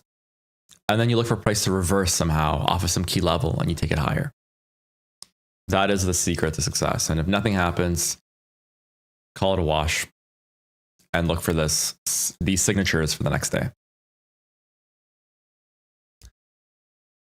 It's okay not to trade. ICT takes how many trades per week? He says that he trades 1 to 2 days a week. That's what he says in his 2024 mentorship. So, but yeah, there's nothing, like even on the 1 minute, there's nothing really tradable. Like if I would have taken this first rejection off of this 1 minute fair value gap, I would have been stopped at a break even. This would have been a trade. Like that. Right. Tough market. But we'll see what this breaker does here. Is anyone, or let me ask this question. Does anyone here trade afternoon sessions? Or are you guys all morning session people? I'm personally all morning. I don't trade afternoon. My mind's usually very tired after a live stream and after actively trading for 3 hours. But there might be a reversal. If it doesn't happen here, it might happen in the afternoon. But is anyone here trading the afternoon?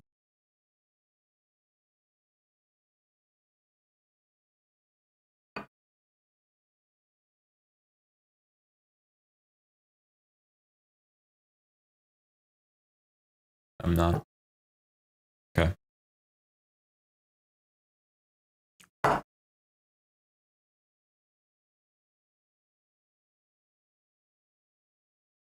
So we are outside the macro time frame. Let me get rid of this here.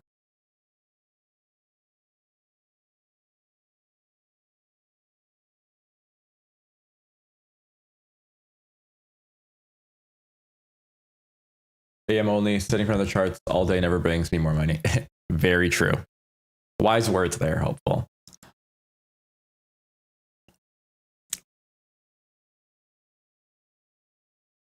Yeah, you want to trade 3 hours a day and then enjoy the rest of your life off. I couldn't imagine trading for like 8 to 10 hours a day because then you're just working a 9 to 5. I think that's what everyone here wants to get rid of, their 9 to 5. Work 2 3 hours, enjoy life, go on vacation, spend time with family. That's what you want. Me neither. Want to know if I'm right or wrong fast. Got shit to do. Haha, yeah.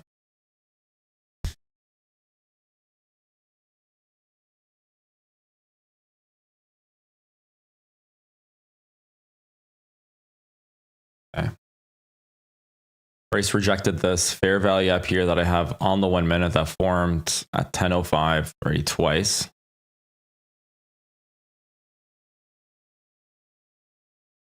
This is, look what it did, guys. Like within the macro, it just moved sideways. This is, to me, consolidation. This is considered high resistant liquidity or conditions where price just paints back and forth, not creating any fair value gaps. Afternoons are too slow, I want to say. Yep, they are slow. They are slow. They're sometimes if you see a messy morning, the afternoons are clean. Like if there's like a level I want to see hit and it doesn't happen in the AM and price just moves sideways, that's when I come back at 1:30. But I do that twice a month, if anything. Very rarely.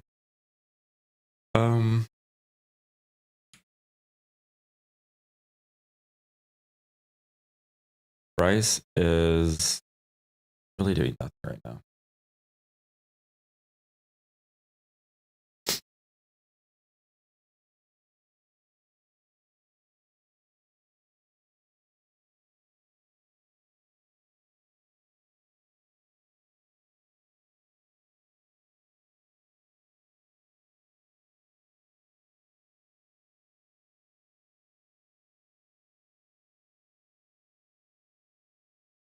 $18 more minutes for price to do something for us. I remember like 2 weeks ago, I think it was just like me and Wish Me Well on the stream. price did nothing. And then when 1030 hit, it just showed us an insane long that I took 5K from the market. So that's why I'm giving it till 1030. Even though that it's showing nothing right now, and I think there's an 85 to 90% chance that nothing will happen. I've been here for 2.5 hours, so I'll give it 15 more minutes to attempt to show me something.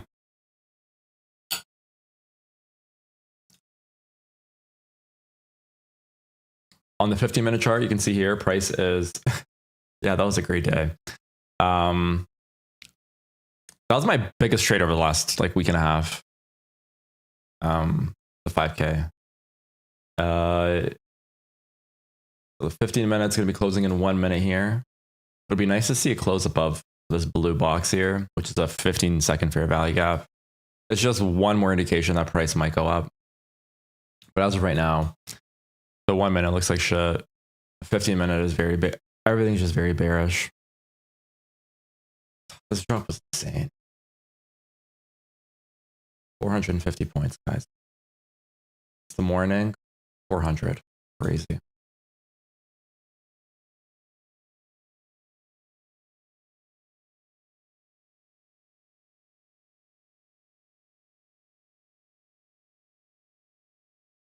Price is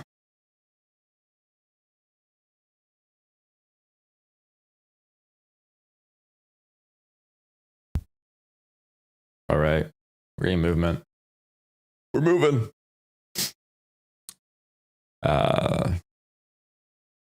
But at this point, this here has to be broken to the upside.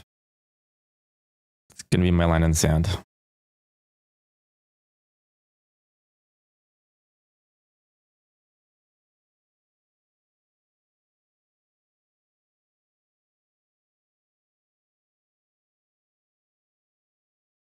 All right. Yeah, it's moving. Moving. It just ever so slightly broke this first fair value, or just this fair value up here. Oops. Is that it? Yeah, that's correct. But it looks like it was a mohawk, which is like a fake breakout. But we'll see in 40 seconds. It'd be nice to see it come back up to this price and continue pushing higher. I think if we do get above this, I will risk quarter position, I think, today.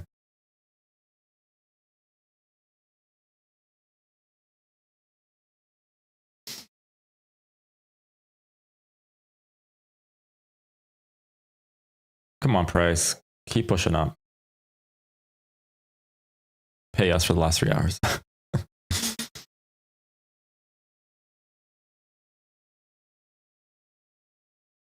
So that's a cool quote. Makes while we're waiting for price. That's good. Seeing price close in the upper quadrant of this fair value gap. Good. Your potential is determined by how much uncertainty you are willing to embrace. So looks like everyone here is trying to embrace the unknown. And that's the only way to get Lambos in this life. Even if you guys decide to do the 9 to 5 life, if you are in it, if you aren't, and you guys even hit like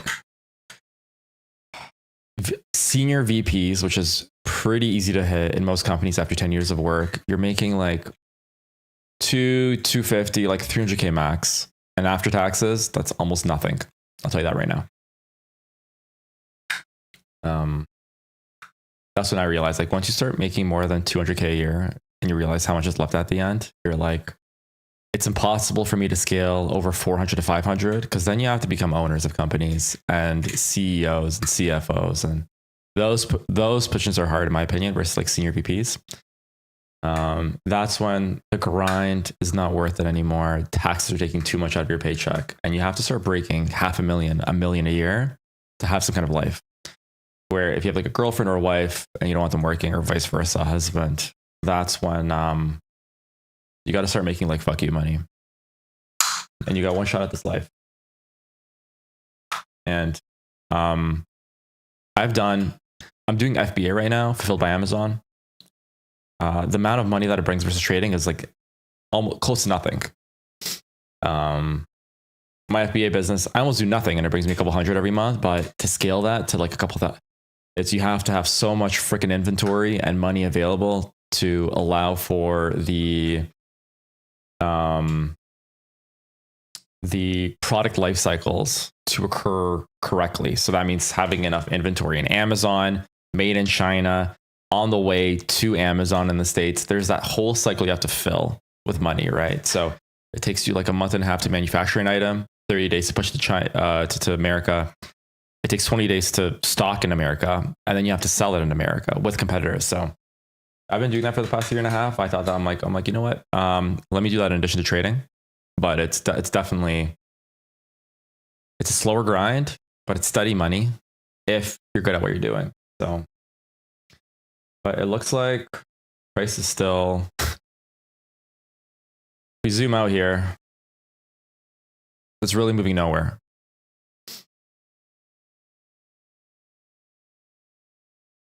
It's really moving nowhere. We'll give it 12 more minutes till 10:30, maybe 10:40. Let's give it 10 more minutes to start moving. But do we have any more news today? Let me quickly check. Forex Factory. I don't think we do. No, nothing. Tomorrow there's no news. First is off. And then the second we got news at 8:30. So there might be a move at 8:30 on Thursday. We've got technically relative equal highs here form on the 1 minute. 11:15. See last macro. Yeah, honestly, I might even stick on until 11:15. But yeah, it might be 11:15 today. Yeah, might as well. You know what? We're not trading the next 2 days. Let's wait. Let's wait till 11:15. I'm gonna take Hopeful's logic there. It makes sense.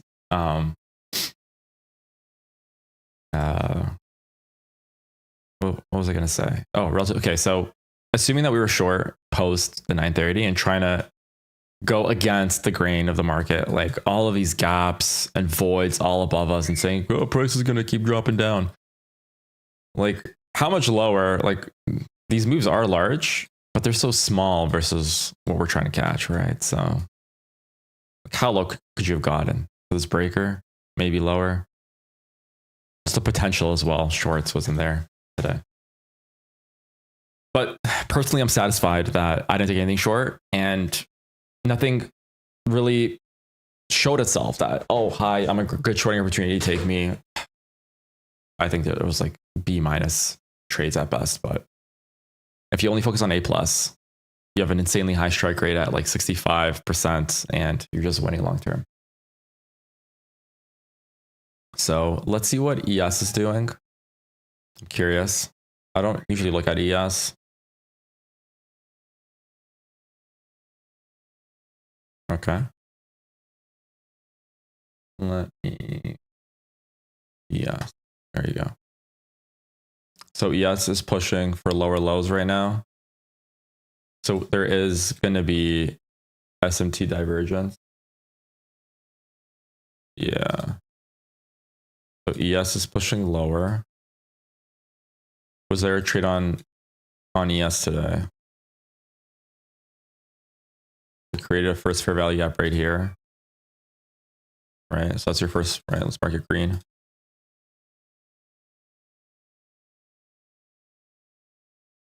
Push lower. It broke below. See, would you take a short here trading into these end dogs? I personally wouldn't, because you're already in it. And like the question is it going to reject them or break through them and continue lower? So broke through them, came back down, came up, hit these end dogs to the downside. It looks like it filled this mini little liquidity void or volume imbalance, sorry. And then it dropped lower. So, and look what it has above us. Like, look at this. Like this is asking to be taken. Like this right here. Like if I were to log in right now in the charts and I saw this, I would never go short. I'll just be waiting for price to reverse and to take this out. And look, we've got relative equal lows here as well. So if I hold control, right? That's like the next magnet. And then you got all this here that I want to target as well. So trading against things like this, 8 out of 10 times you'll be wrong. Or maybe today you would have been right. So there's slight divergence. So what's this divergence showing us right now? That ES is stronger, NQ might be weaker, NQ might be turning around right now, and we might see ES do that as well. But usually when there's divergence, it means that the markets aren't in sync. And what ICT says is the probability of trading goes down when they're not in sync.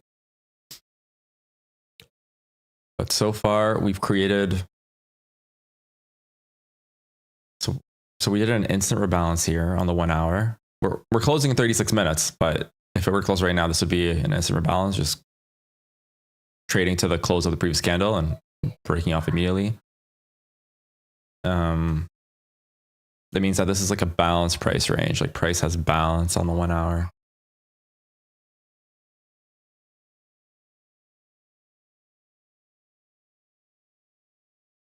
But all in all, like look at this. This is madness what's happening on the 15-second. It's just painting back and forth. It has officially broken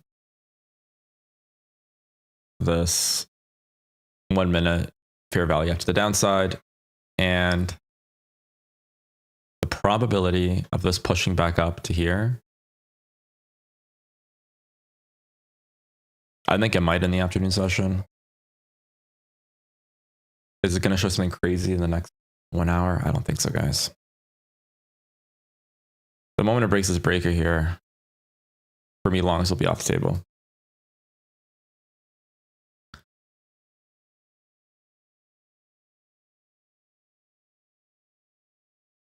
Yes, has ES broken that low yet? I think it has. It has, yeah.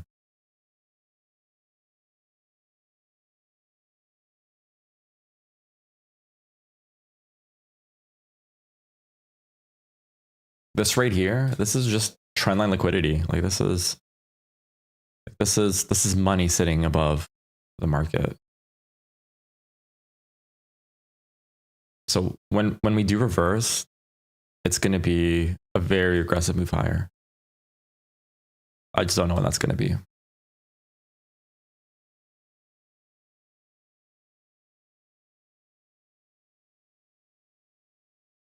This right here, this inversion, is a very strong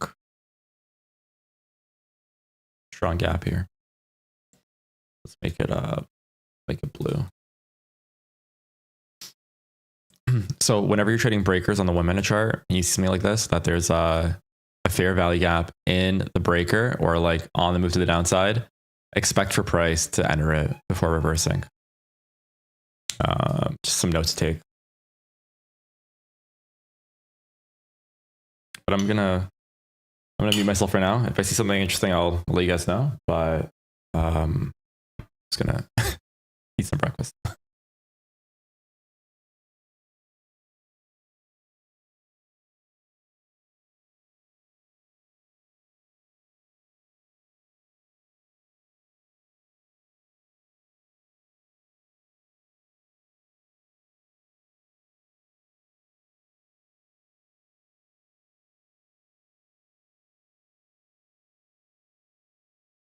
Or you know what? Better yet, guys. No,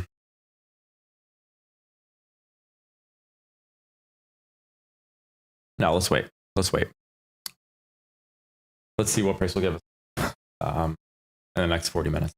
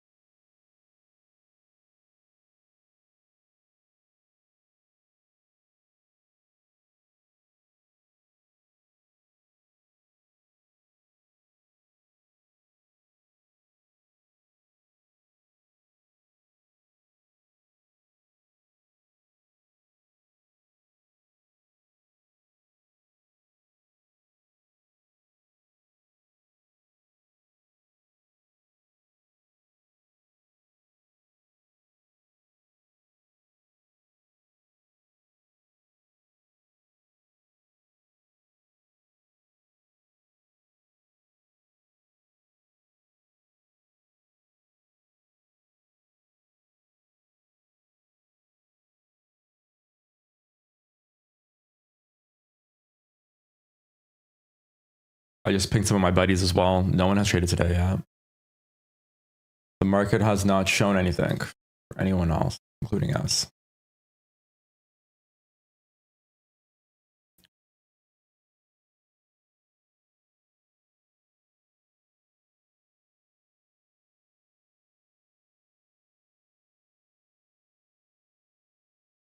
We've got a 138 points to hit these relative equal highs.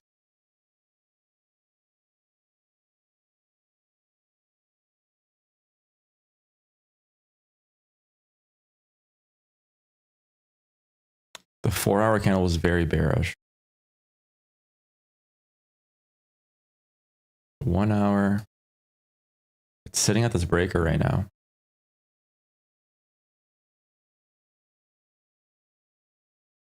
The 15-minute. Fairly bearish as well. Yeah. Yeah, we'll have to wait till 11 o'clock for today.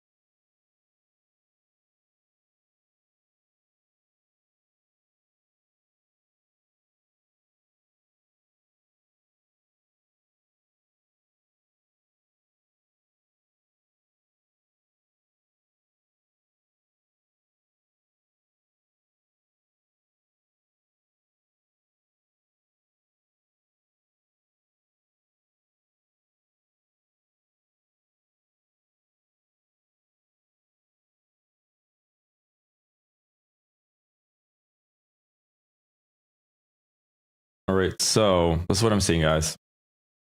It's 10:30. I'm seeing this is liquidity here. This is waiting to be taken to the downside. I think it's going to continue dropping, but it's also on this breaker and like we have like this fair value gap on the leg down before the breaker, which is a very, very sensitive point. I think I'm gonna close down the stream. If I see something cool, throw the stream back on live. Or I might just record my screen taking a trade and I'll post it in the channel. But it's funny because when I start speaking, price starts moving.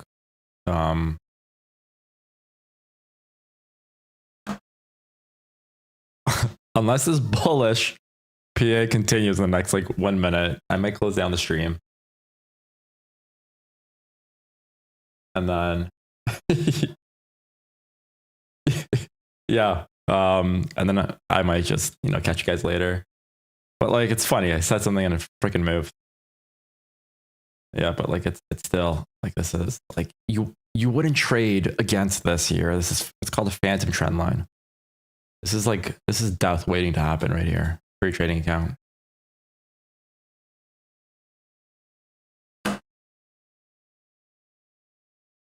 So we will, yeah. I want price to reverse here and go lower. But I wouldn't trade this either. This is all like CD trading. We want BAs, not CDs. But hold on. Let's give it like 5 more minutes. I keep saying 5 minutes. Could you imagine we all fucking log off? We're all like, yeah, trade. And then it just shows this beautiful reversal. Like the 1150 algo just kicks in. 200-point trade. Oh, I think that would put me on tilt. And I would come back on the second pissed. I still go on tilt. I really have to control the conditions to prevent me from going on tilt. I really do, but if I do it, I do have to close down charts. So here, I'll go back on mute and we'll wait a bit longer.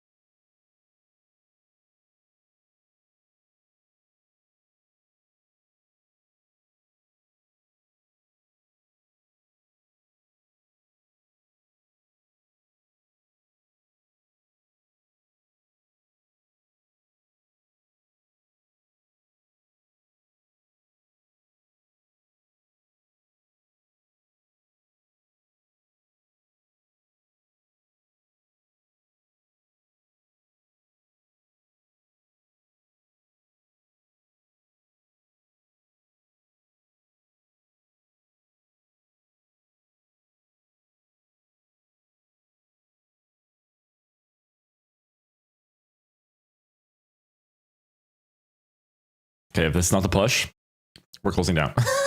This is going to be the pre-1050 attempt to push higher, but we'll see here. Remember, like we want to see price make one side jagged. The moment it breaks above these highs here, in my opinion, the 15-minute will be jagged. And that might be a trade higher. Okay. Thank you. This is what I'm starting to see. We're starting to create fair value gaps again on the 1 minute after no fair value gaps formed since 10:30.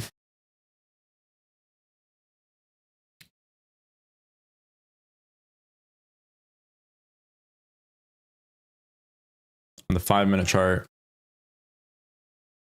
yeah, line in the sand is right here for me. This is going to be the, wait, is this a market structure shift? It's not. No, it's going to have to be this here.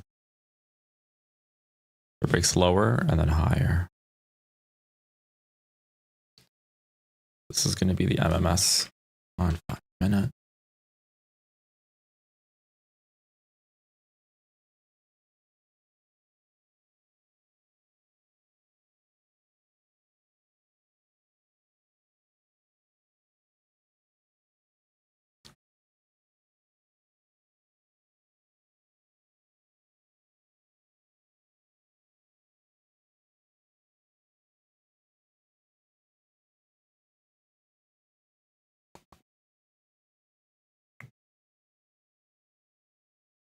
We are leaving our first larger 1-minute fair value gap here to the upside.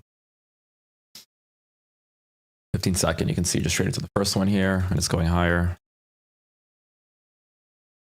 This could have been a trade, to be honest, right here. Okay, this is what I want to see exactly. Right now, I am concentrating. Okay, we have a 5-minute market structure shift. I just want to see this break to the upside, create a mini fair value gap, and we're taking it long.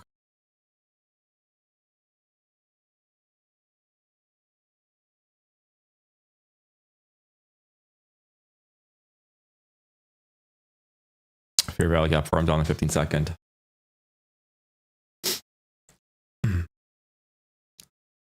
It's pushing to the upside. I need the 1 minute to close though. That's important. I burned myself on thinking it's going to close and I trade it and it doesn't actually close. And that's when that term, like, trade what you see, not what you think, kicks in. So price is rejecting the first fair value gap on the 1 minute. We'll see what it does here. If it's just going to close the body above it or lower, hit this fair value gap and attempt for a second time to break higher. Patience. If we make money today, it's patience. If we lose money, it's also because of patience. All right, tapped into this fair value gap here. It is. So rejecting it. Let's see. I want to see the upper half of this stay open, or the bottom half of it stay open. Upper half be traded too.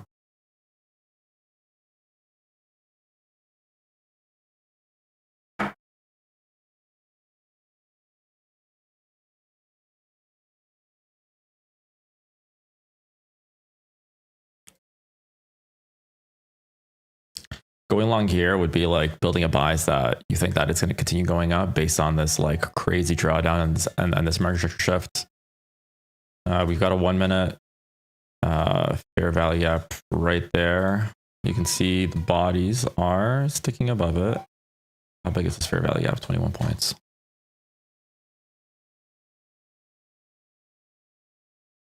Does it have to retest the 1 minute if it gets above, or does it just have to gap while breaking through it? So there's like multiple ways of trading it. The way I trade it is I like to see it close above it and create some kind of 15-second fair value gap. And then depending on how bullish price is, it can either tap it or not, but usually I wait for the tap and then I take it long. So that's how I would trade it. That's indication to me that like it's creating fair value. It's going to tap it and then push up higher. It's just another confluence factor. That's all it is. And that's how ICT told us to trade it in this 2024 mentorship. It's breaking it, surpassing it, creating a fair value up on 15-second and trading into that and taking it long. Yeah. Sometimes you might see me breaking that one rule. Sometimes like the moment it breaks above it, I just trade because I have just that feeling that it's going to just pump higher. But here it's because price rejected it once, twice, three. This is the fourth rejection. It's going to become a very strong IFVG inverted fair value gap. You can see here, actually, it's attempting to break it one more time. I might be wrong about this, but I feel like it's going to break. But we'll see. We gotta wait for it to break. Create another fair value gap here on the 15-second. So you can see here, it's stayed in the upper half of this fair value gap that I'm moving around. I pushed up higher, created another one. And now I just need to break higher. Yeah, on the 5-minute, we technically have market structure shift. I broke above that price, came back lower.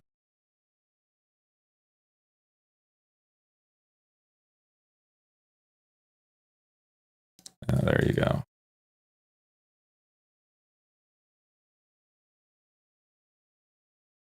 The price ever closed above it on the 50?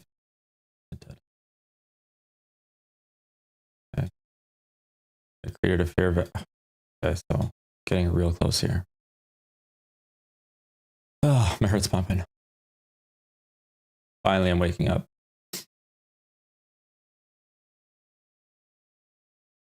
See this for me is not good enough. Created like a fair value gap in the lower half of the fair, but it never broke above it, even on the 15 seconds. So this is, I might trade into it and push finally higher. That's going to be my indication that to go higher. But this is going to be, if it does close above this, this is going to be the bearish order block. But bullish order block, sorry, that I'll be trading off of. So possible bullish order block.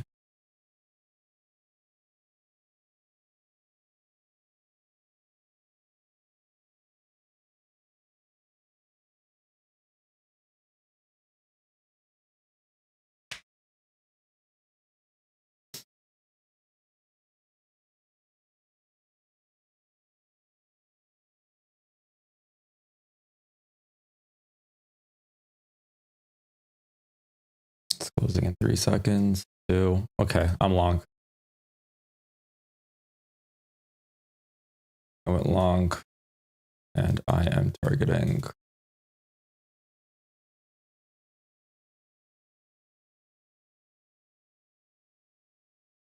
I don't know what I'm targeting yet. I got to figure that out. But my stop right now is like this is how my trade looks like. Stops right there.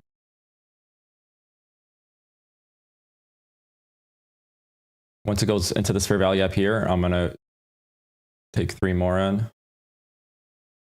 Okay. Gonna be a big trade for me. $400 risk.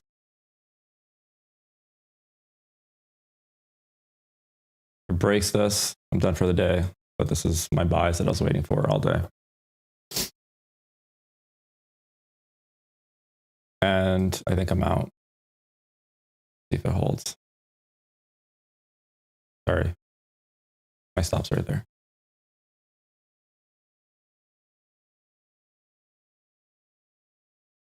And price did me dirty, probably. Come on. And we are out. Unfortunate. So our price did there. The 15-second held. So that's fine. I'm okay with that. But that's the trades that I usually take.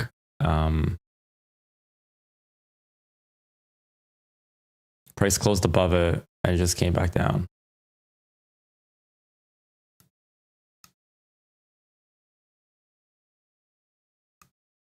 $315. Oh, nice. Really good entry then.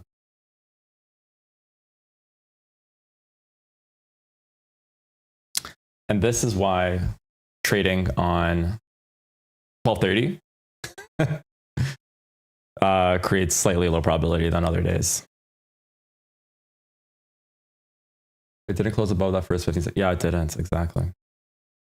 I was expecting for it to close. Like with that momentum that I saw pushing up, coming back down, that's when I saw, like, this is my bread and butter trade that we just had here. So at least all of you guys saw it, what it looks like, but price just decided to close above it for the first time, not continue, and just close lower. What price might do, it might go higher. Don't get me wrong. But we'll see.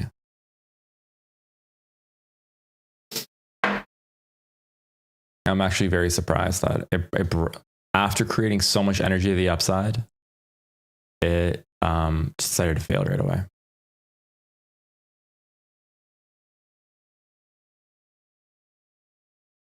Just had so many targets to the upside. Even these relative equal highs here. At least, you know, getting to that and then reversing. But let's see here.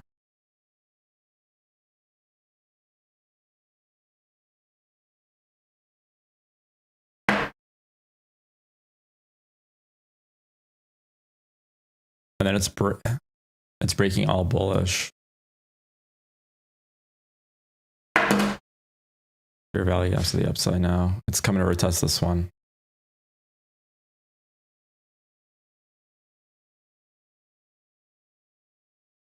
That really surprised me. Yeah, but it is what it is. We get 40% wrong and 60% right. And you just got to play those odds over and over again. I'm going to give it till 11 o'clock. If I see something clean again, I might try to enter long, but right now I'm on the sidelines.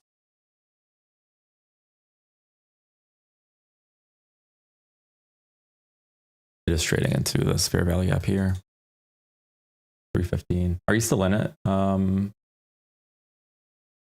took it at 315.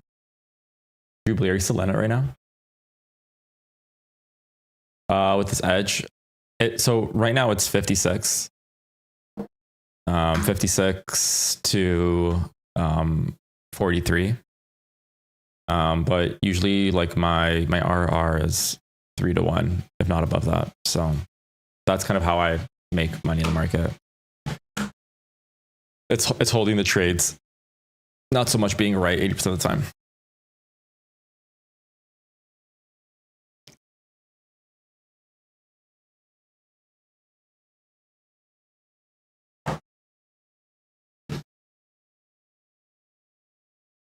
That's okay. That was a 2K loss on my end. 440 on all accounts.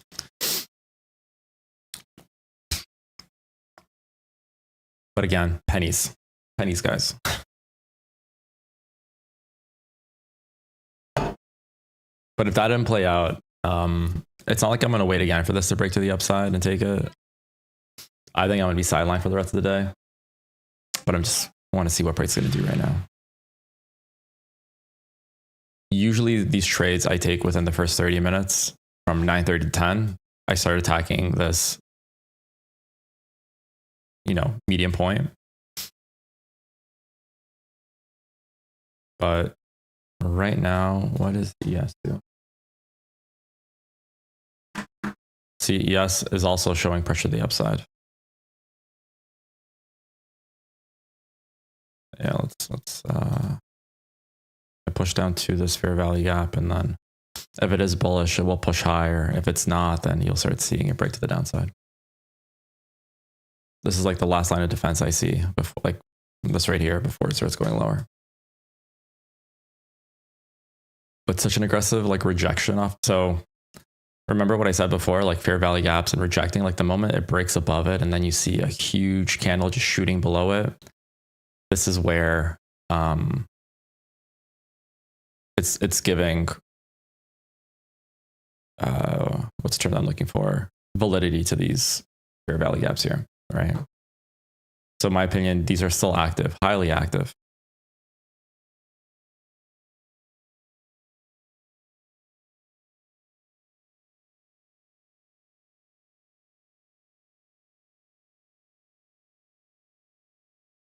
And once this breaks to the downside and it goes here, like we have equal lows here.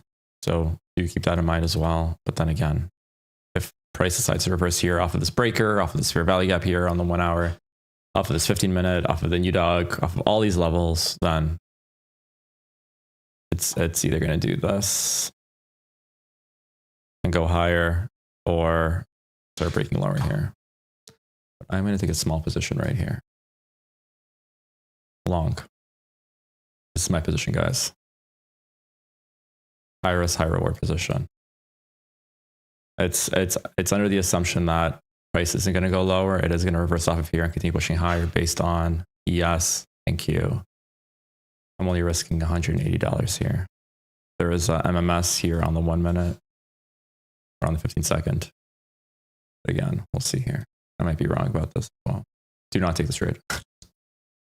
This is just me taking a small trade here to the upside.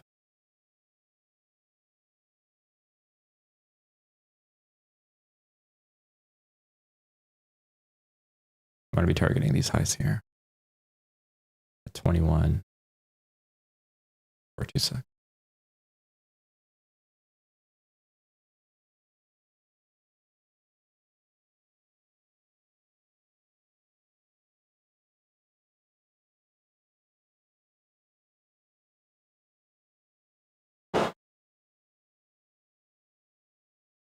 And if I'm wrong on this, then I'm done for the day. I'm done for the day anyways. But this is a low strike rate trade. It's just more of a high RR. Assuming that price shouldn't break lower than these levels and start pushing higher.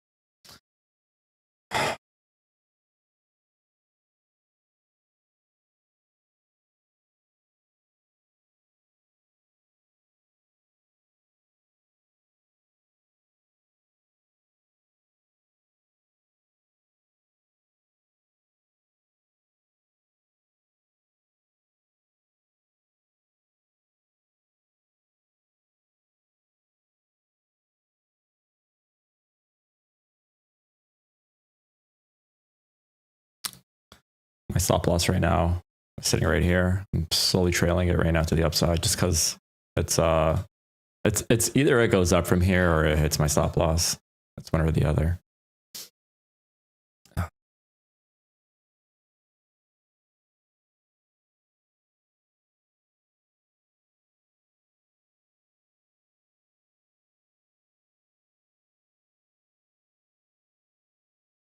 I'm moving it below midpoint. If it trades below the midpoint, I'm wrong. So my risk is 82 right now on the table.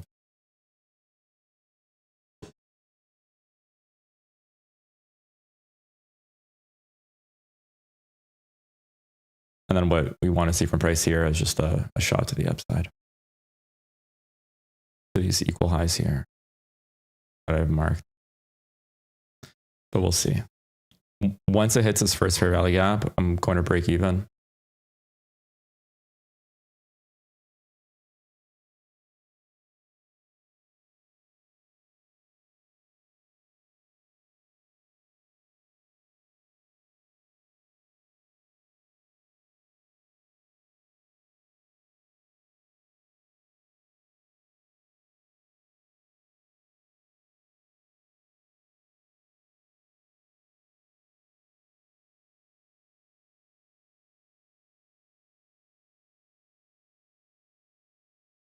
Right now we are in the 10:50 to 11 o'clock macro.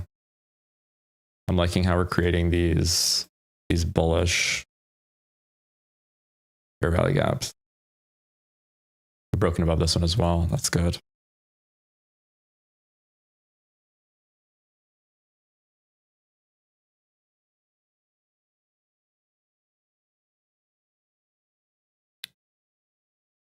I am currently going to break even right now on my trade.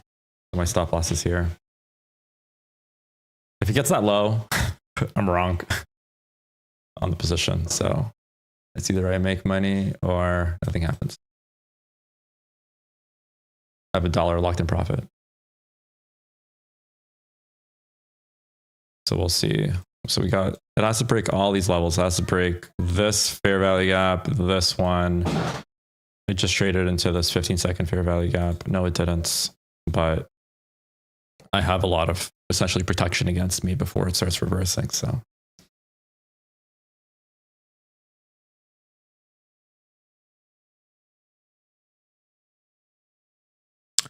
All right, we're up 150 in profit per account.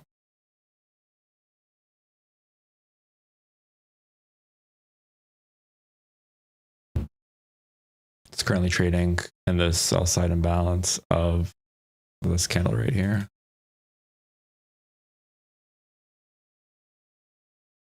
Okay.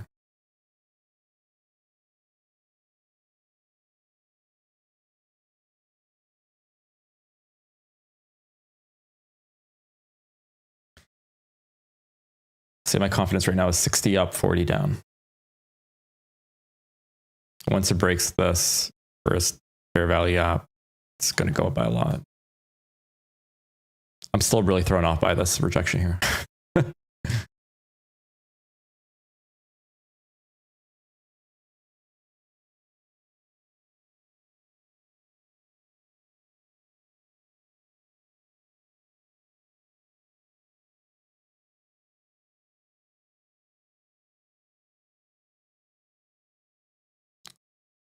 Because I risked 2x on that first trade, I just scaled in a bit too fast. See, now I'm trading with less and I'll make more money if it does hit TP.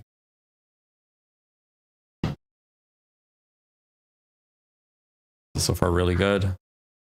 Price is pushing into this first fair value gap.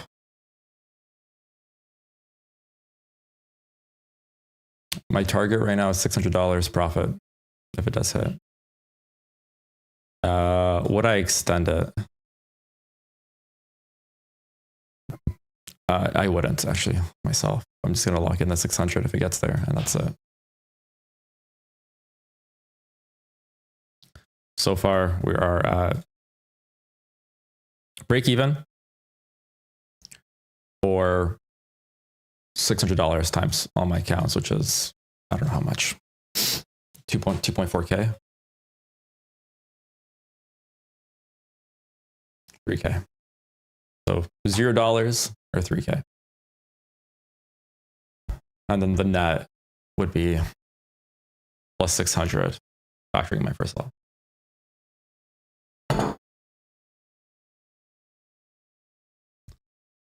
All right, price is rejected this first fair value gap once again.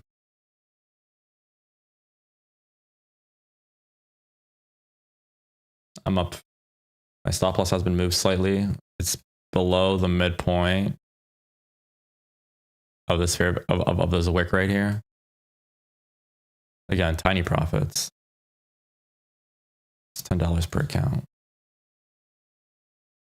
That's when I start trailing my stop loss into very safe levels that, like, once it breaks this level, most likely it's going lower. This might be an inversion, fair value gap here. So it acted as support, broke through. Or sorry, it acted as resistance, it broke through. It might act as support right now, but this first fair value gap is very strong. I just rejected price all of today. It's entering a couple more fair value gaps here to the downside. All right. We'll see.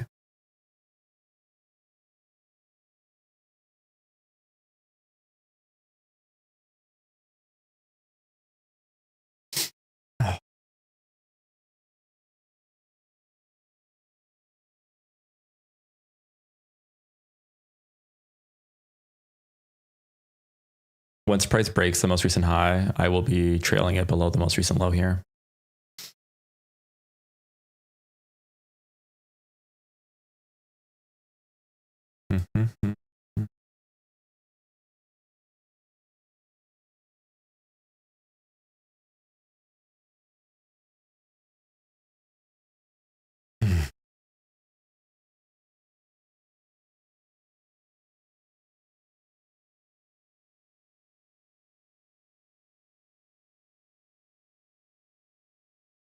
Confidence right now is 50-50 right now.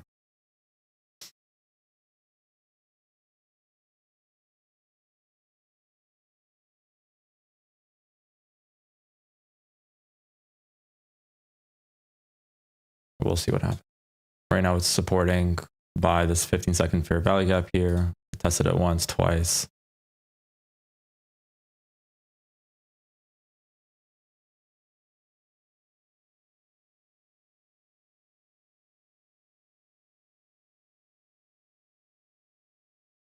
Prices, looks like it's pushing it to the upside.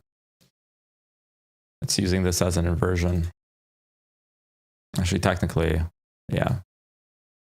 It's using it as an inversion fair value gap for the upside.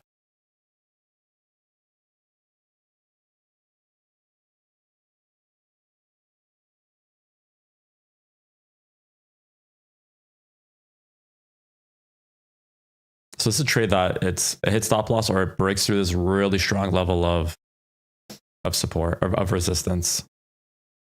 1, 2, 3, 4, 5.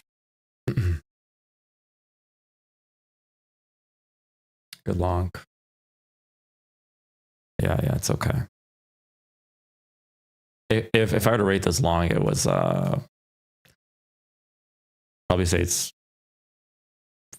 40% confidence on going long there, but the risk reward was 4-1. So I took it. Odds are in my favor. And we'll see here. Price. Stop losses here.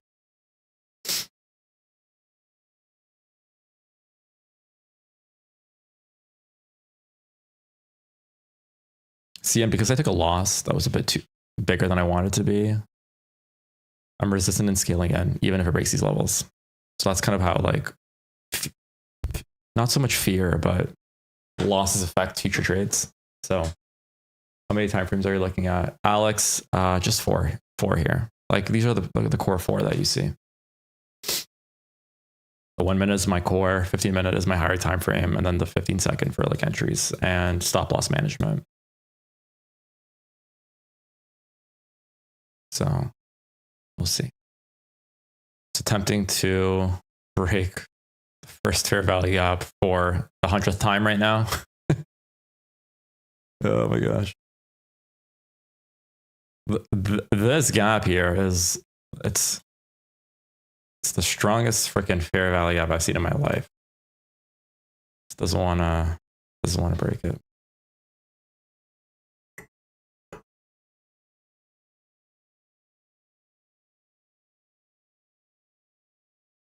But once it breaks it, the moon's target.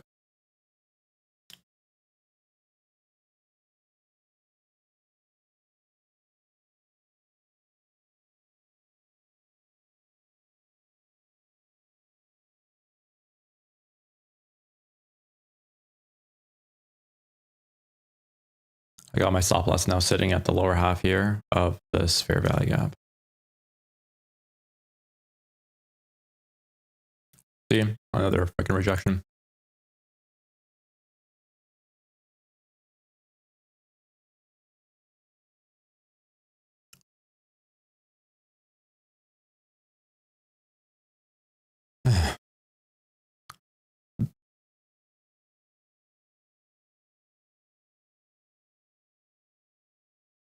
I do, but like occasionally,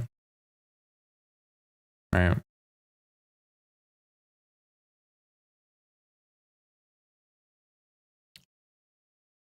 Yeah, occasionally on the 5 minute. All right, 101 time trying to break this fair value gap. LOL, strongest ever. Yeah. Did you not? If it rejects it one more, like usually the way fair value gaps work is usually when it pokes it a couple of times, it's not as strong, right? It usually says that it's going to break it. Gun to my head, I think it's going to break it, to be honest, guys. But I'm just really rejecting it over and over again. So either I make $27 or 600 times 5, whatever that is. 27 bucks.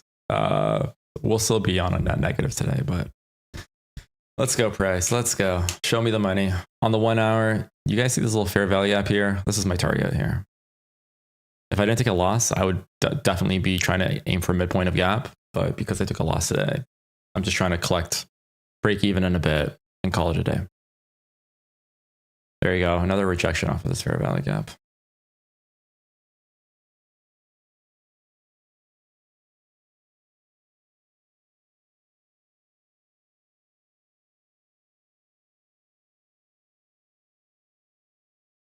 Tempting its next attempt right now. It's coming back up into the fair value gap. You can see this. This is trendline liquidity right here. It's just creating liquidity above it on the 15-second. Like, this is not indicating a strong reversal. This is indicating this is all liquidity here.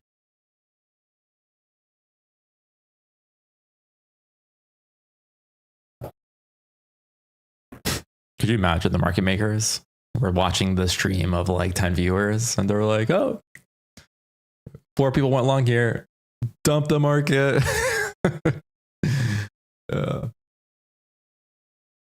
Okay, it gapped higher. That's good. Okay. These are little small signatures that you want to see in the market, like gaps higher, coming back down to fill it. It's indicating like bullish strength. Look at that. See? Tiny signatures that we look at and we just stack.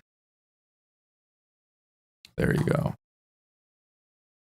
Let's go, baby. Once it breaks the fair value gap, if it breaks to the downside, we're done. So once it breaks it, I'm trailing my stops to these lows here. I'm already trailed, $72 locked in.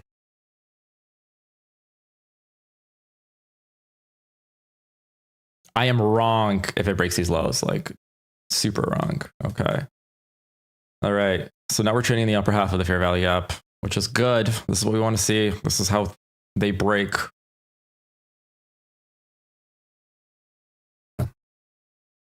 If it completely broke above it, would I have scaled in? If I didn't lose, maybe. But right now I'm holding tight. I'm trying to recuperate my losses for today. See, this is my mistake, guys. I was so confident in this trade. I doubled up instead of trading half risk on probably the lowest probable day of the year, 2 days before New Year's.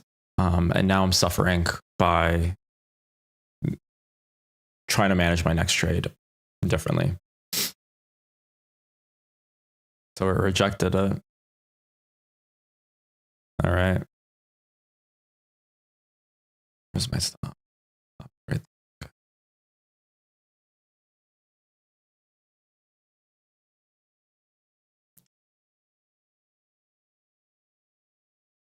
These are equal lows here, but let my stop be there.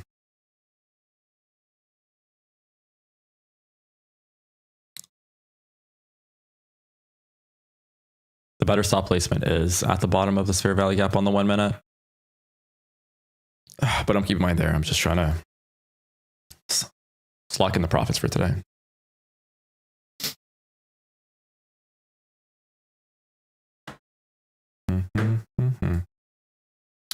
What am I at? 250 right now. Keep going up. It went up to midpoint here on the 15-second, drop down lower. Doesn't want to break it, guys. Macro, the 11 macro finished already. Yeah. Anyways, it's either 600 or 72 bucks. So 180.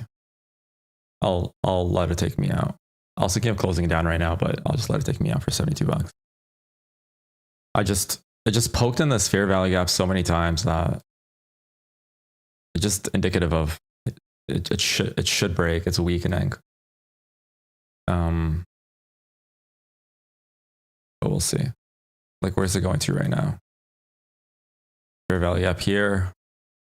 My stops are right here, actually.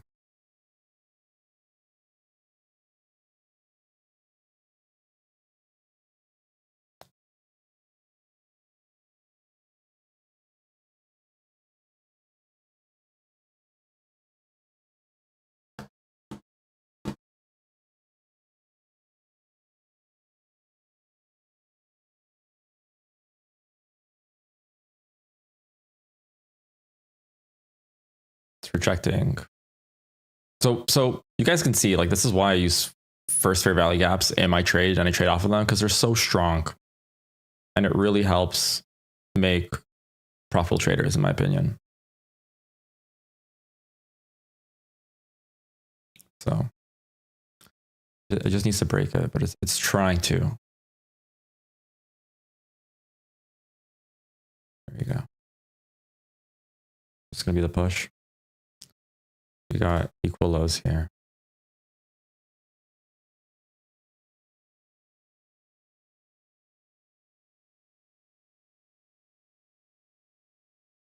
It might take out these equal lows and then go higher. There's liquidity here. I think he'll take the, yeah. As long as it doesn't take these equal lows, where my stop loss is at. This is an inferior stop loss. Again, the better stop loss would be here, but maybe I might do that actually, thinking out loud.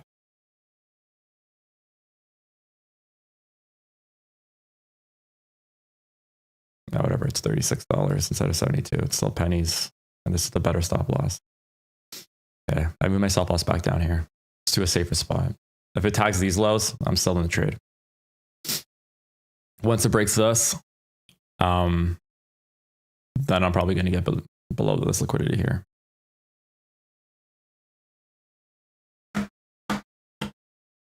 It's really struggling to break this first fair value gap.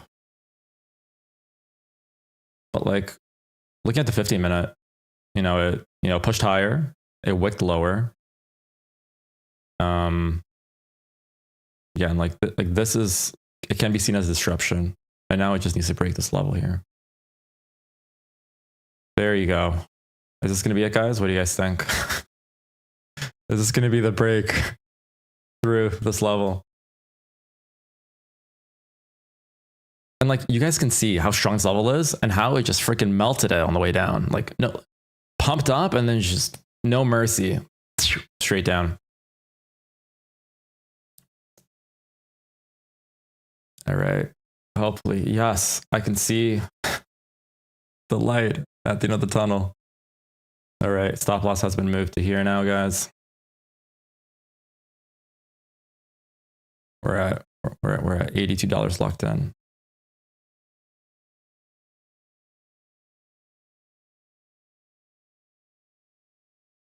To be honest.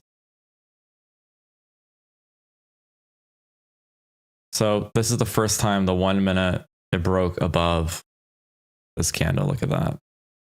Oh, is it the first time? No, it's the second time. My bad. Let's see.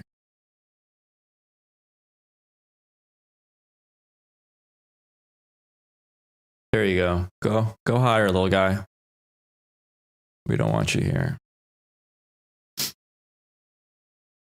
Also, another reason of not scaling in, and even if I did take a loss, is because we're so late in the day. It's 11:16. Guys, I think it's gonna hit my target. Say my confidence is like 65-70% right now, but I'm just gonna leave it as is. No partials on the way up, just raw dog it.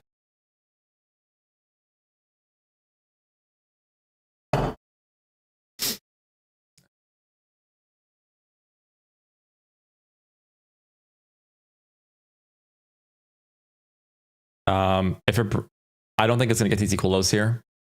If it does, I think my trade idea is null, but I am gonna move my stop loss below this bullish order block here. I've locked in $112 per account.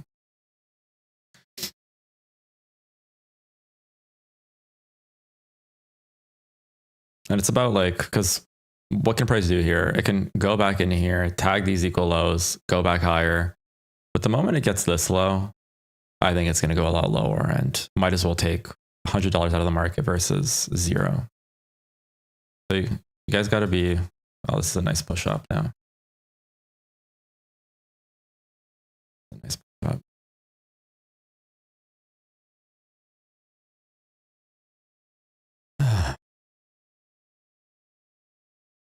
Okay, the next boss, guys. We beat the main boss. Now there's the next boss. It's the 15-second first 15-second fair value gap. Oh, took it right out.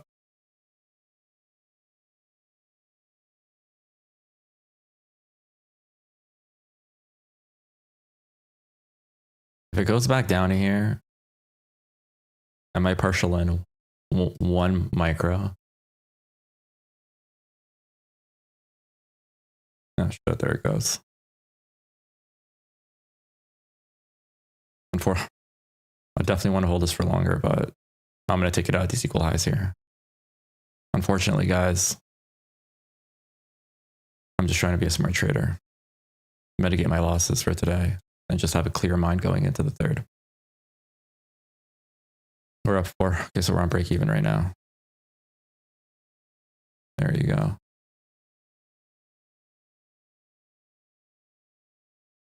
And I'm going to do some crazy. So my stop right now is right here. I don't want to see it break that for 240.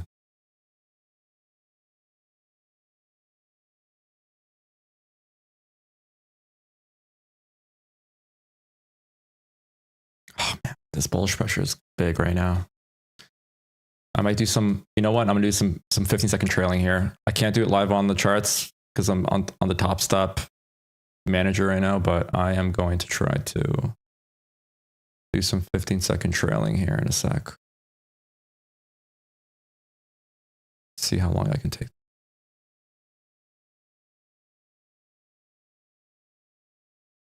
Okay. So on the 15-second, I'm going to be trailing down close candles in a sec once it hits my profit target. 72.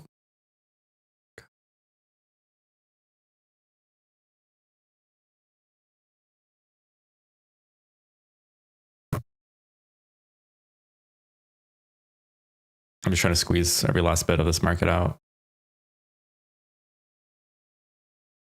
The ultimate terminus is going to be midpoint. Okay.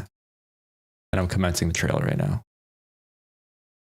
So my stop is right here now.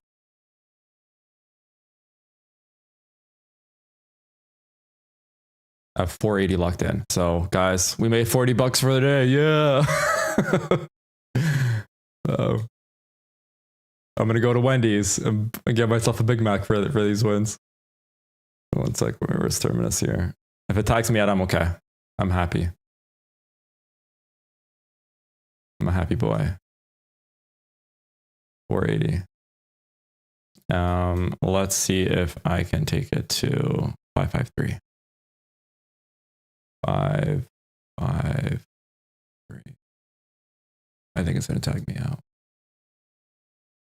Okay. Tagged out. And to be honest, guys, I'm mentally tired. So I've taken the trade that you'll see me take every time on this live stream, something like this.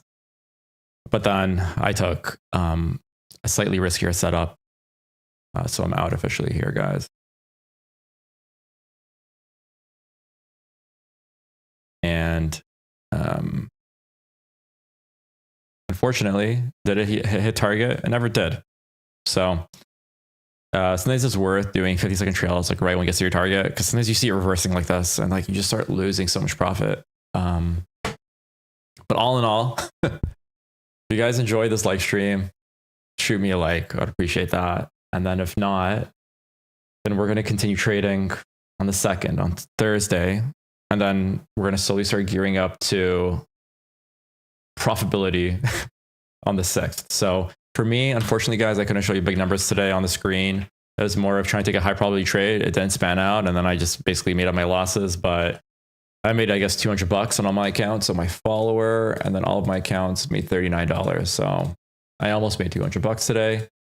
Hopefully you guys caught some good wins. But I think overall today, it was more of a watching day versus a trading day. And yeah, hilarious 1 minute fair value gap.